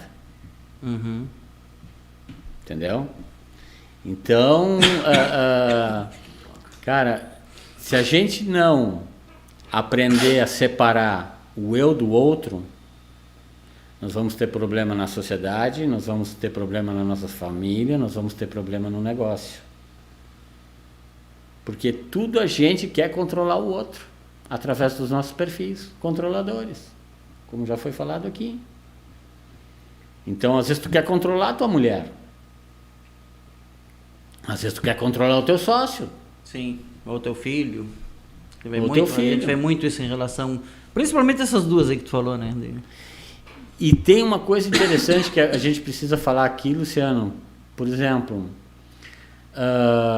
quando um negócio de sociedade não dá muito certo, por quê? Porque aquele que tem maior dependência emocional puxa para trás aquele que tem mais permissão. Uhum. Se tu faz a sociedade com uma pessoa que pensa muito no que os outros vão pensar, essa pessoa trava aquela que quer fazer. Então, quando a gente vai fazer algo, a gente tem que saber qual é o nível de permissão daquela pessoa. Quem influencia? Vamos falar de política um pouquinho, vamos voltar para trás. Uhum. Por que alguns políticos, tá, totalmente qualificados, com grande conhecimento, caras trabalhadores, não conseguem se eleger? Porque o cara não tem permissão. E aonde não está a permissão dele, às vezes é os amigos, que ele pensa o seguinte: pá, eu sou um advogado, bem sucedido, tenho grana. Se eu perder pro fulaninho da esquina ali, o que os meus amigos vão dizer? Eu vou virar chacota. Sim. Perdeu, não tem permissão. Aí muitas vezes nem concorre. Mas só que isso muitas vezes está escondido embaixo do pano. Claro. Ele concorre. Mas como ele não tem permissão, ele vai lá e tira meia dúzia de votos. Sim, porque no processo ele acaba não fazendo o que tem que fazer e aí a campanha Aí não tu decola. tu pega um cara que não tem conhecimento nenhum, tá? Mas tem uma baita de uma disposição, tá? E tem permissão. Ele não tá nem aí porque os outros dizem dele. O cara vai lá e tira 1000 votos. Sim. Tem coragem, vai embora e vamos lá, que é por aqui que Quanta não tem gente espinha. formada em Santa Vitória, na aldeia, tá? Que não cresce na sua área. Tem o conhecimento, trabalha, tem disposição, manda currículo, faz o que tiver que fazer, mas por que não cresce? Porque não tem permissão. E aí precisa descobrir aonde está essa falta de permissão. No meu núcleo interno ou no meu núcleo externo? Ou eu não dou permissão para alguém? E aí, como eu não dou permissão para alguém, eu também me saboto. Ou alguém está me sabotando com seus perfis controladores. Entendeu? Então, isso é uma coisa que tem acontecido muito. Tu vê uma quantidade de gente... Olha o que se formou de gente aqui em Santa Vitória. Quem é que trabalha nas áreas? Mas também teve uma saturação de mercado em algumas áreas, né? Mas teve Faz gente parte, que né, do nem processo. tentou. Ah, porque sim, não sim, tem sim. permissão. Sim, teve gente que nem tentou, é verdade. Entendeu?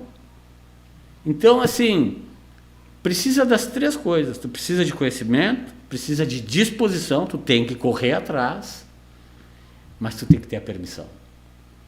E a permissão se dá no teu núcleo de dependência emocional. Porque muitas vezes, por exemplo, os jovens que vão e se formam, eles querem sair da faculdade ganhando milhões. O cara saiu advogado, saiu, né? Ele acha que tem que sair ganhando 30, 40 mil. Tá?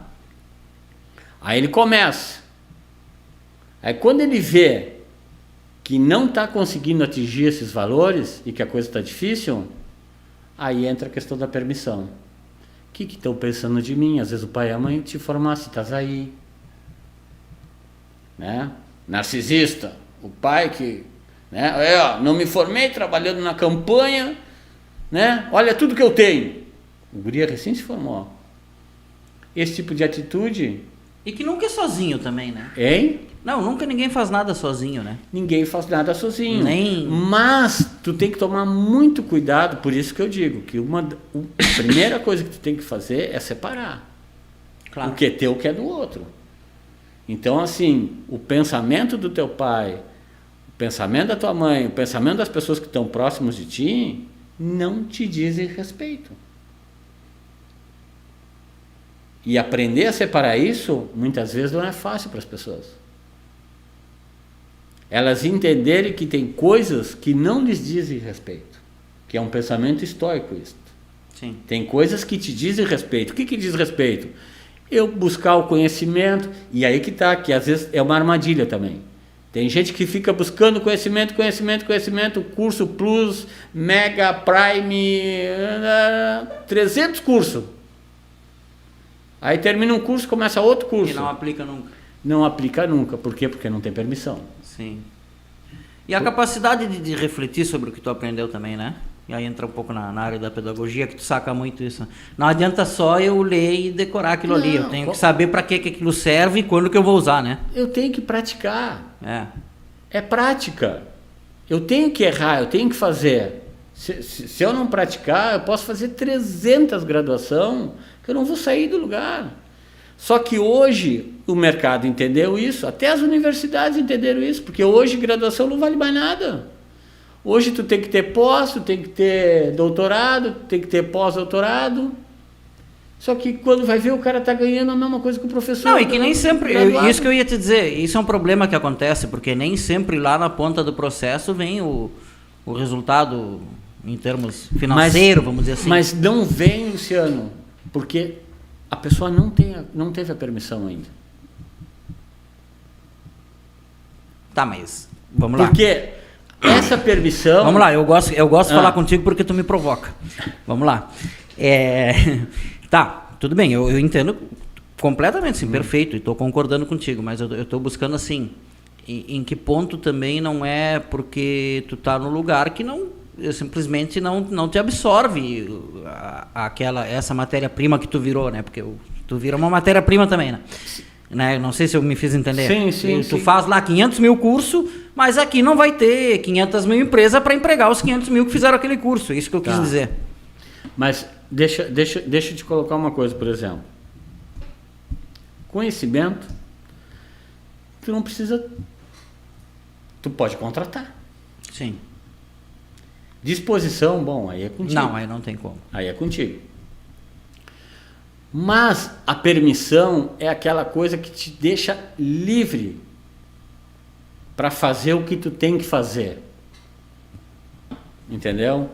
Então, como tu te sente preso, as ideias, elas não acontecem. As coisas não acontecem. Tu tem que jogar para a vida a tua liberdade, para a vida te devolver essa liberdade. Sim. Porque, por exemplo, tu colocou assim para mim, eu entendi onde tu quis chegar, tá? Mas, por exemplo, hoje, tu tá nas redes sociais. Hoje, em qualquer parte do mundo, pode montar um curso. Sim. E tu pode vender um curso, por exemplo, de sociologia, de coaching. Inclusive, eu tô com... Até não tinha comentado isso contigo, mas já estou lançando aqui também. O e-book, né? Eu tenho um e-book, né? Resiliência para o Sucesso. Vai estar o link na descrição aqui, viu, pessoal? Para quem se botar interessa, vamos deixar o tá? link aqui. Tá bem baratinho, dá para botar no cartão, tá? Então, hoje eu estou aqui, mas eu estou vendendo um e-book que pode ser vendido para o Brasil inteiro. Então, não é mais o local, mas sim a minha disposição em divulgar e me permitir fazer isso. Ô, Edviges, a questão do coaching, ele entra quando na tua vida, assim? Quando é que tu decide ser coaching? Antes de ser coaching, tu já sabia que existia ou não? De repente tu descobriu? Porque é bem novo esse negócio, né? No Brasil, ele está por volta de 20 anos, assim. Ah, tudo isso? Eu achava que era menos. Tá, mas ele ficou popularzão um pouquinho antes da pandemia. Ali por 14. O coach está num processo de separação do joio e do trigo. Vamos dizer assim, né, Luciano? Sou bem franco em falar. Né? Infelizmente, como tudo ficou... Eu já ia te perguntar disso, mas vamos fazer... Primeiro fala a tua experiência, como é que tu entrou nisso aí, depois a gente entra na polêmica. Eu entrei em 2013. Eu fiz o meu primeiro curso na Sociedade Gaúcha de Coaching. Tá? Eu já fazia alguns trabalhos na JCI, na Câmara Júnior de Santa Vitória, já tinha algumas formações. Sempre tive paixão por oratória, né? Nunca tive problema em falar em público, nunca tive. Isso é uma coisa que, assim, eu gosto muito de falar em público, né? Então eu nessa época estava envolvido com... Foi meio que paralelo, assim, quando eu fui trabalhar na Câmara e eu fiz esse treinamento. Uhum. E aí, por essas coisas da vida, né, Luciano, eu deixei meio que stand-by. Assim, eu fiz o curso e ficou meio stand-by, porque fica muito difícil. Ou tu trabalha na política, ou tu trabalha como coach. Sim, a política absorve um monte. Te absorve um monte. Não tinha como fazer as duas coisas juntas.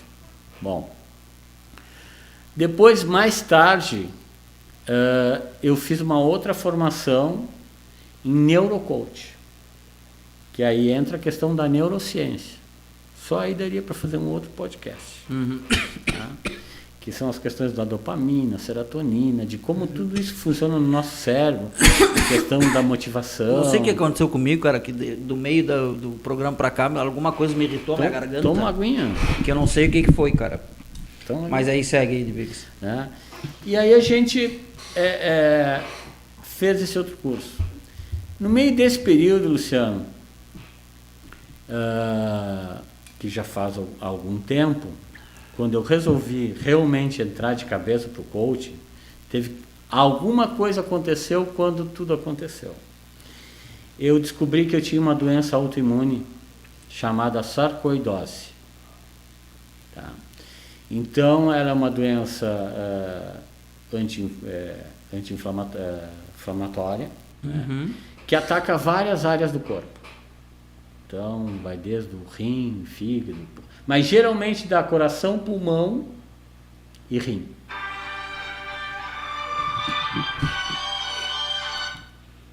Desculpa.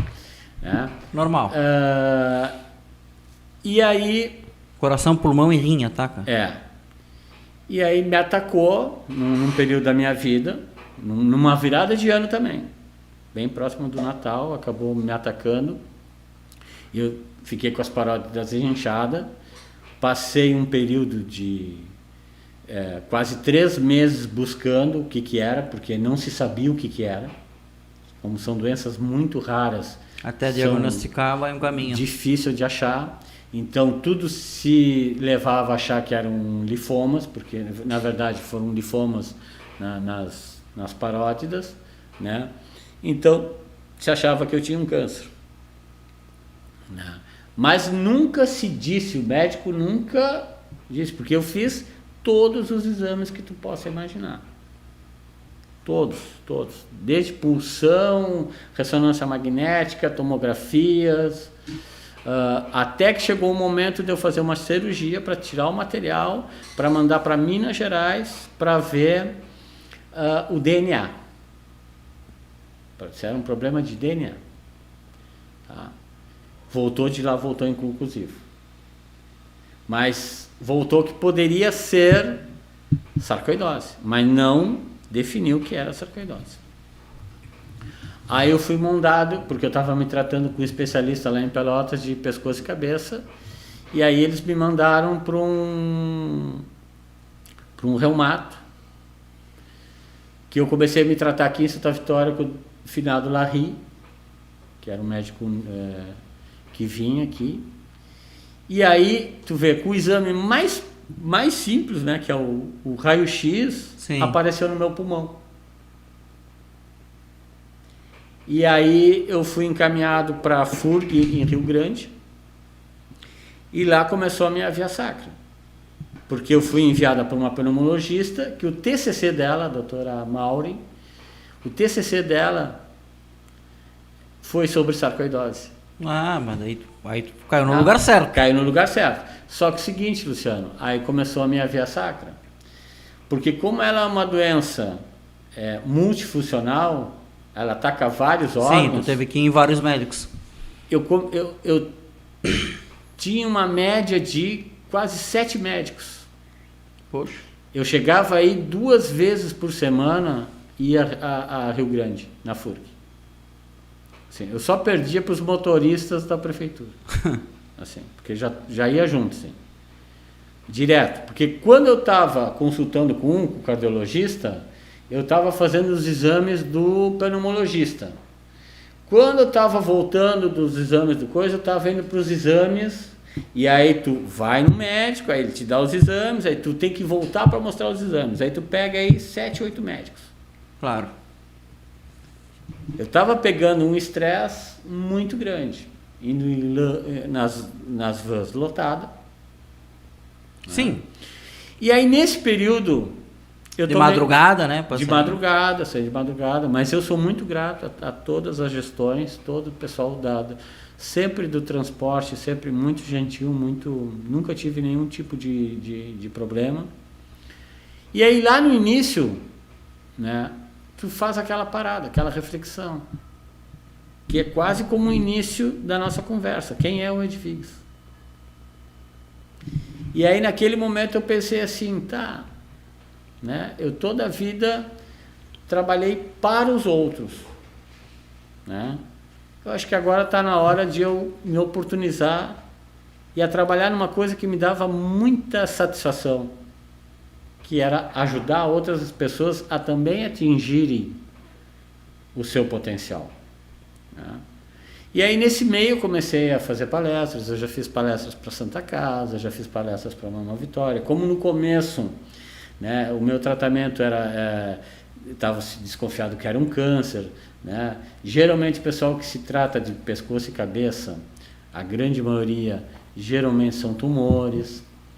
Então eu comecei a ajudar pessoas a passarem por esse momento de resiliência, que é onde a corda estica na tua vida, tá? Mas que tu vai ter que tu vai voltar. Sim. Mas a corda vai ser esticada. Isso é legal de falar, né, cara? Porque e a gente está aqui numa troca de ideias e tal, né? Eu tô aqui na função de entrevistar, né? Enfim. Mas como é legal, porque na verdade a gente vai buscando complementar, e a ideia do podcast é essa, por isso que o nome dele é Horizontes, né? É a gente ampliar e ir olhando assim, né? Então tu me traz, por exemplo, essa questão, e aí tu fala da resiliência, né? E só um parênteses aqui, né? Eu me lembro disso porque, né? Um momento e uma situação diferente, mas a resiliência é a mesma. Que quando eu trabalhei muitos e muitos anos em assistência social, né? E aí tu enxerga essa resiliência onde, né? Naquela pessoa lá que tá, cara, praticamente às vezes sem ter o que comer, né? E não desiste, né? E não desiste, e tá ali firme e tal, e tá precisando do Bolsa Família, e tá precisando de cesta básica que o Centro Social dá, e tu vê, e a pessoa tem ali, e tá com esperança que a vida, né? E tá tentando lutar e tal. E claro, o teu caso é óbvio, totalmente diferente. Mas só para dizer, né? Porque os outros dias alguém me perguntou, né? Lance de palavra da moda, né? A palavra da moda agora é resiliência, né? Por quê? Eu digo, não, cara, não sei se está na moda, mas resiliência significa tu não desistir mesmo quando tá tudo dando errado, né? E principalmente resiliência significa voltar ao estado natural, tá? Porque a resiliência vem da física. Tá?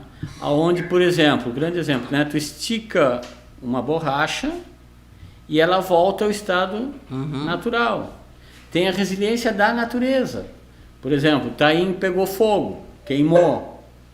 Passado 2, 3 anos, sim, a vegetação volta, os animais voltam.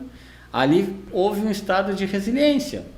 O ser humano também, né? Perdemos alguém querido na nossa vida, né?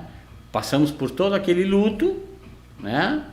É um estado de resiliência. E depois segue a vida. Volta a vida ao normal, segue, vida que segue, né? Terminamos um relacionamento, né? E tanto é que quem não consegue sair do luto fica doente, né? Fica doente. A pessoa que não consegue superar o luto adoece.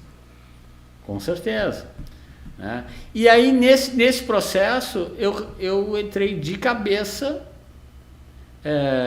no coach. Pedi demissão. Sim, e acho que quase todo mundo chamou de louco, né?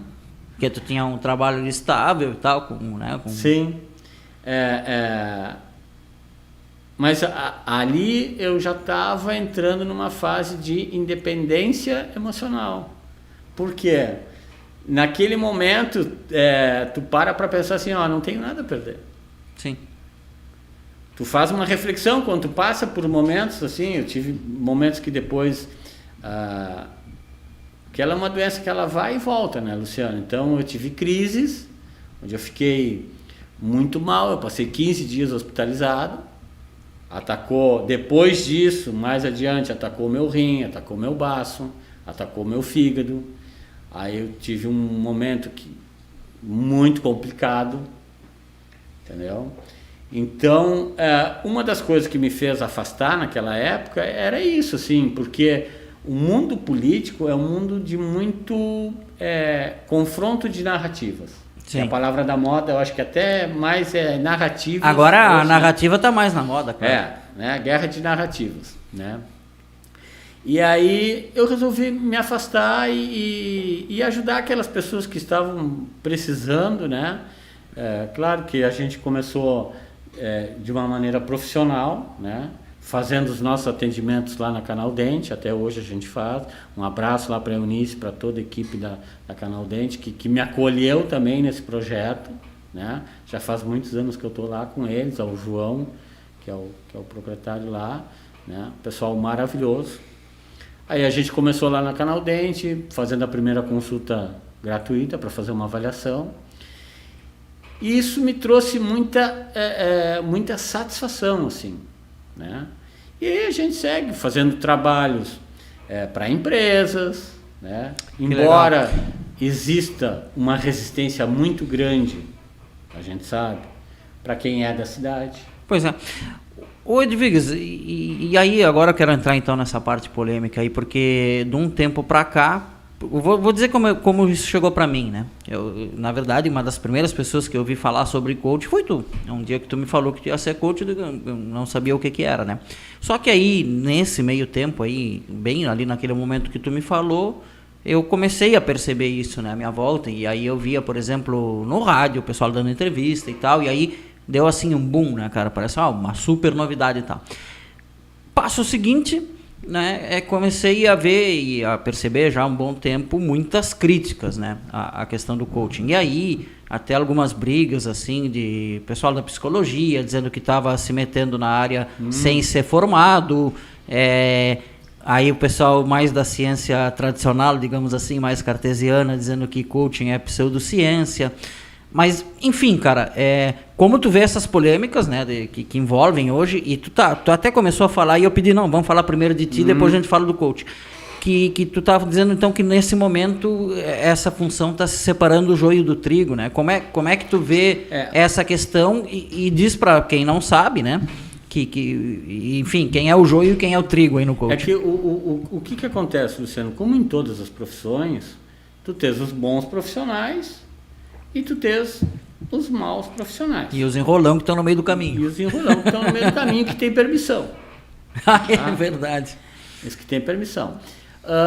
Mas o que acontece? Por que deu uma negatividade tão grande com o coach?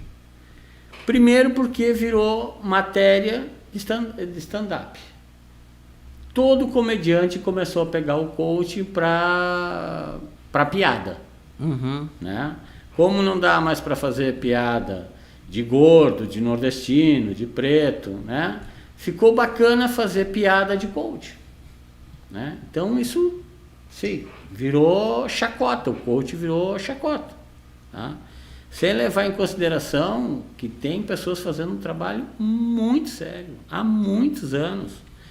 Todas as grandes empresas têm coach. Tá? Todos os CEOs, tu for da Vivo, a Oi, todos eles têm trabalho de coach. Sebrae, Senac, todos têm me lembro trabalho. Grandes atletas também, né? Grandes atletas têm trabalho de coach. Só que o coach se divide em várias áreas. Uhum. Tem o life coach, que é o coach de vida. Né? Tem o coach esportivo. Tá? Tem o coaching de finanças, que é para ajudar a pessoa a se organizar. Tá? Porque qual é a grande função do coach? É te tirar do teu estágio atual e te levar para um estágio desejado. Tá? O coach, ele não faz trabalho de psicólogo, a não ser que ele tenha formação na área. Né? O coach, eu sempre disse isso, sempre deixo isso muito claro, que o coach é um auxiliar. O coach, ele é um auxiliar do psicólogo e do psiquiatra, porque muitas vezes a pessoa chega com depressão e coach não trabalha com depressão, a não ser que ele tenha alguma formação na área. Mas ele faz o encaminhamento. Claro. E pode compor uma equipe maior, então. Entendeu? Uhum. Porque às vezes a pessoa não vai lá no psicólogo. Né? Porque tem o preconceito, que também é uma grande bobagem, que o psicólogo é coisa para louco, que o psiquiatra é coisa para louco. Sim. Tá? E na verdade não é. É muito necessário, né? Inclusive, as pessoas indicadas, né, como a gente falou bastante aqui de dependência emocional, as pessoas indicadas para trabalhar com isso, né, são o psicólogo e são o psiquiatra. É que o psiquiatra vai te dar remédio. Claro. Mas o psicólogo, ele vai te dar aquela orientação necessária. E o coach, às vezes, é o caminho antes para fazer o encaminhamento. Porque se a pessoa o coach não trata traumas. Entendeu? Então, se a pessoa tem uma depressão, não trata. Se houve algum abuso, o coach não trata. É um orientador, vamos dizer assim. É um orientador. Tá? Se traduzir literalmente, é treinador, né? É Pegar a palavra coach em inglês e passar para português vai dar treinador, é isso, né? Na verdade, coach vem de coche, de carro, né? Qual é a função do carro? Te levar de um lado para o outro. Ah, que legal. E do coach também, te levar de um lado para o outro. O Edviges, olha só, o papo tá muito bom mesmo. Eu A achei gente que nós poderia estávamos só na metade. falar mais umas 4 horas, mas eu tenho aqui 3 perguntas que eu tenho que te fazer para nós encaminhar um encerramento, né? E sempre lembrando, não se esqueça de se inscrever, curtir e compartilhar o canal da IPTV ou o canal Ultra, né? Seja aí qual dos dois você estiver assistindo. Edviges, então, mas vamos aproveitar porque está na esteira do que tu está dizendo, né? E a primeira das perguntas finais é: qual o horizonte, então, para a tua atividade? O horizonte para a atividade é a generosidade. Porque o coach empresta o conhecimento dele para que o indivíduo possa atingir o seu objetivo de uma maneira mais assertiva. Né? E o coach hoje, ele se faz muito necessário porque as pessoas estão muito só também. Uhum. Como o coach, tu treina para ajudar o outro a ver o que de repente ele está tendo alguma dificuldade. Porque o coach não é a função do coach te dizer o que tu tem que fazer, mas sim te levar a perceber aquilo que tu tem que fazer. O coach tem uma área do coach que é muito parecida, assim, o coach não é muita psicologia, o coach é mais filosofia e administração. Porque o coach, na verdade, ele veio do tênis. Que o primeiro cara que desenvolveu o coaching foi Tim Gallery, que era um jogador de tênis. E desse processo, que ele era um jogador profissional, desse processo, claro que ele fez um estudo junto com psicólogos, estudiosos, e montou um sistema chamado Self 1 e Self 2, mas só isso daria um outro podcast. E a administração, os caras começaram a levar isso do tênis, que ele começou a treinar, pessoas que jogavam pouquíssimo tênis, começaram a ter um desenvolvimento altíssimo, que eram amadores, mas começaram a ter um desenvolvimento altíssimo nos Estados Unidos. E aí os caras começaram a levar do tênis, aquelas ideias do tênis, tá, para dentro das empresas. E aí virou algo mais administrativo. Sim. Né? Para buscar melhor produtividade. Então o horizonte é esse, Luciano. Assim. Agora, meu pessoal... Não, né? Calma, vamos chegar lá. Antes de saber o teu horizonte pessoal, eu quero... A gente falou bastante sobre a aldeia aqui e eu quero saber a tua opinião. Qual o horizonte para Santa Vitória? Olha, uma boa pergunta, Luciano. Uma boa pergunta. Eu acho que nós estamos num momento de parar para refletir. A gente precisa buscar voltar a sermos generosos. Né? Se a gente não quer que a sociedade fique mais perturbada do que já está, né? A gente precisa buscar generosidade. Não buscar o que o outro tem para dar para mim, mas o que eu posso ajudar o outro, o que eu posso ajudar na minha sociedade. Entende? Parar de pensar no egocentrismo do eu, e o que eu posso fazer por Santa Vitória. Não importa a habilidade, entendeu? Em qualquer área. Em qualquer área. Mas o que eu posso fazer para ajudar alguém? Vou dar uma dica agora aqui. Não sabe o que fazer? Tá? Simplesmente quando tu estiver na rua, olhe para alguém que vá passando na rua e deseje tudo de bom para essa pessoa. Deseje saúde, deseje prosperidade. Porque sabe o que vai estar acontecendo? essa pessoa talvez não vá receber a tua mentalização.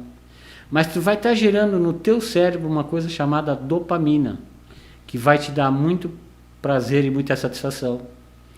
Né? Então, tu só tem que deixar um pouquinho de pensar em ti, porque quando tu está só centrado em ti, pensando só em ti, nos teus problemas, o teu cortisol sobe.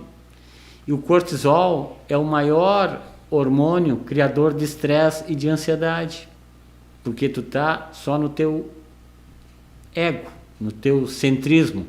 Agora, se tu parar um pouquinho e desejar coisas boas para outra pessoa, não precisa nem conhecer, não precisa falar com o outro, só desejar tudo de bom para uma pessoa que vai passando na rua, isso vai gerar dopamina no teu cérebro e serotonina, tá?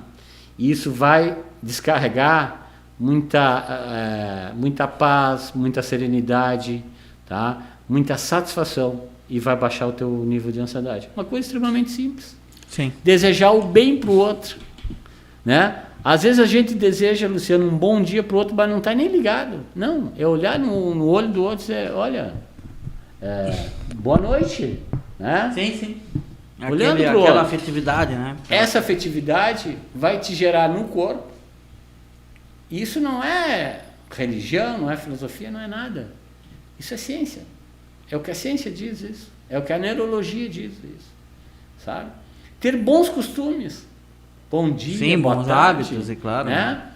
Não precisa fazer grandes coisas, porque as pessoas têm aquela ideia de que para fazer algo tem que ser algo grandioso. Não. Eu tinha muito isso de Vix. Pra ser, tem que ser grande. Só as grandes coisas é que iam mexer, né? Só o macro, né? E o micro mexe muito. Eu custei muito a perceber isso. Hoje eu percebo. Teve um treinamento uma vez que a gente recebeu, que era um navio. Desses gigantes, né? 300, 400 metros. Uhum. Então ele tem um leme embaixo para fazer O equilíbrio. o equilíbrio, as curvas, né? Ah, sim, sim. Para tu manobrar tem aquele leme aqui embaixo, que é um troço gigantesco. Só que no meio do leme tem um lemezinho bem pequeno, que aquele lemezinho pequeno ele dobra e faz o grande leme dobrar, e aí é que o barco consegue dobrar. Então quem olha diz assim, tem que ter um baita de um leme, né? Sim, mas se não Mas tiver sem a força daquele leme pequenininho ali, o barco não tem energia para dobrar um leme maior. Então tudo começa, aí vem o sentido que tudo começa com um pequeno ato. Então tu dá um bom dia centrado, né, para o outro, desejando o bem, o bom, né, que eu acho que não vai dar tempo de falar, nós vamos ter que fazer um outro podcast aqui há algum tempo, que é o efeito paralelo, que é quando uma coisa não está dando certo na tua vida, tu faz outra bem. Uhum. Porque se uma acaba sendo o efeito da outra. Às vezes tu está tentando tanto uma coisa, que não está dando certo. Então, faz um efeito paralelo, faz uma outra coisa menor que seja bem feita. Que através daquela coisa menor bem feita, tu vai conseguir fazer o que tu não estava conseguindo fazer. Tá, que legal, cara, que legal. Esse papo aqui tá maravilhoso, cara, mas, Edviges, vamos para o último aqui. Tá. E óbvio que em algum outro momento tu vai voltar, né? Mas aí nós vamos marcar mais cedo, né? Vamos marcar tipo 1h da tarde, que daí tem mais tempo para gravar. Edviges, última pergunta então. Qual o teu horizonte pessoal? Meu horizonte pessoal, agora, se nós conversamos lá atrás, a gente falou um pouco de política, né? Uhum. E eu tô voltando agora para esse meio político. Opa, novidade, essa eu não sabia. Tô voltando, porque eu tô com uma preocupação muito grande com a falta de qualificação política, tá? Então eu quero trabalhar nessa área aí, tô buscando contatos aí para organizar candidaturas a vereador, né? Para fazer com que eles tenham conhecimento, para que eles gerem disposição e principalmente para que eles tenham permissão, né? Já estou em contato com algumas entidades aí, estamos negociando. Mas tu está voltando profissionalmente. Profissionalmente. Claro. Profissionalmente, né? Esse é um horizonte que eu vejo aí, porque eu vejo, né, devido à minha experiência de 18 anos e agora com a experiência nessa área mais comportamental, eu vejo que há um vácuo muito grande aí, há um vazio muito grande, né? Então há um espaço aí para criar novos líderes aí, porque vejo que vai haver um vácuo, né, de espaço de poder, e o poder nunca fica sem... Não, nunca fica vazio. Sempre alguém vai ocupar. Sempre alguém Se não for ocupado com alguém preparado, vai ser ocupado por alguém despreparado, mas alguém vai estar lá. A nossa ideia hoje é ajudar a preparar, para que a gente tenha representantes mais qualificados, né? Porque eu vejo muita gente qualificada, Luciano, mas sem permissão, né? Então eu estou me propondo aí ajudar as pessoas a limparem os seus núcleos internos e externos, tá? Para que possam, através do que eles já vêm de conhecimento e a disposição que eles estejam para concorrer, fazerem um trabalho bom e que possam, depois de eleitos, fazerem um trabalho melhor ainda, tá? Porque eu vejo que assim, o pessoal se atira muito forjado a martelo, né? Sim. Vou porque vou. E às vezes, principalmente o vereador que tu falou, né? E a gente vê isso muito em discurso eleitoral, né? Eles falando coisas ali que o vereador não tem poder para fazer aquilo, mas eles não estão falando para enganar o eleitor. Eles realmente não sabem, né? Falta preparação. Falta preparação. Então eu estou me colocando à disposição aí da comunidade, tanto para cá como para outras comunidades fora de Santa Vitória também, que a gente tá buscando aí, né? Junto com a empresa agora Neurocoach, né? Então eu tô à disposição, estou conversando aí com o pessoal, né? Estou fazendo também uma especialização em psicanálise também, né? Então provavelmente vou agregar mais conhecimento junto com a psicanálise, que eu já estou na metade do curso aí, tá aí. Legal. Né? Estamos fazendo, a gente não parou, tá fazendo aí. E estamos aí à disposição, dizer para as pessoas que de repente tiverem interesse de bater um papo, podem me buscar lá na Canal Dente, tá? Conversa com as gurias lá, a primeira consulta ela é gratuita para a gente fazer uma avaliação. Também faço trabalhos à distância, via WhatsApp, depois vamos deixar aqui tem o nosso e-book aí, né? Resiliência para o Sucesso. Link na descrição, tá, pessoal? Link na descrição, quem quiser aí, tá? Esse é o nosso trabalho. Obrigado, Luciano. Obrigado. Muito obrigado mesmo. O papo foi muito bom, cara. Valeu, brigadão. Se você chegou até aqui, peço mais uma vez para se inscrever, compartilhar, curtir, ativar o sino das notificações da EPTV e também do canal Ultra. Valeu, Pacheco, que ficou na técnica, e valeu para todos vocês que acompanharam essa bela entrevista aqui do Horizontes Podcast, e até a próxima. Oi, pessoal, estão gostando? Como é que tá? Aqui quem tá falando é a Yoda. E eu quero que você se inscreva, curta e compartilhe o canal. Ative o sino das notificações. Segue aí com mais conteúdo de qualidade aqui no nosso canal Ultra. Esporte, conhecimento e cultura é aqui na Ultra.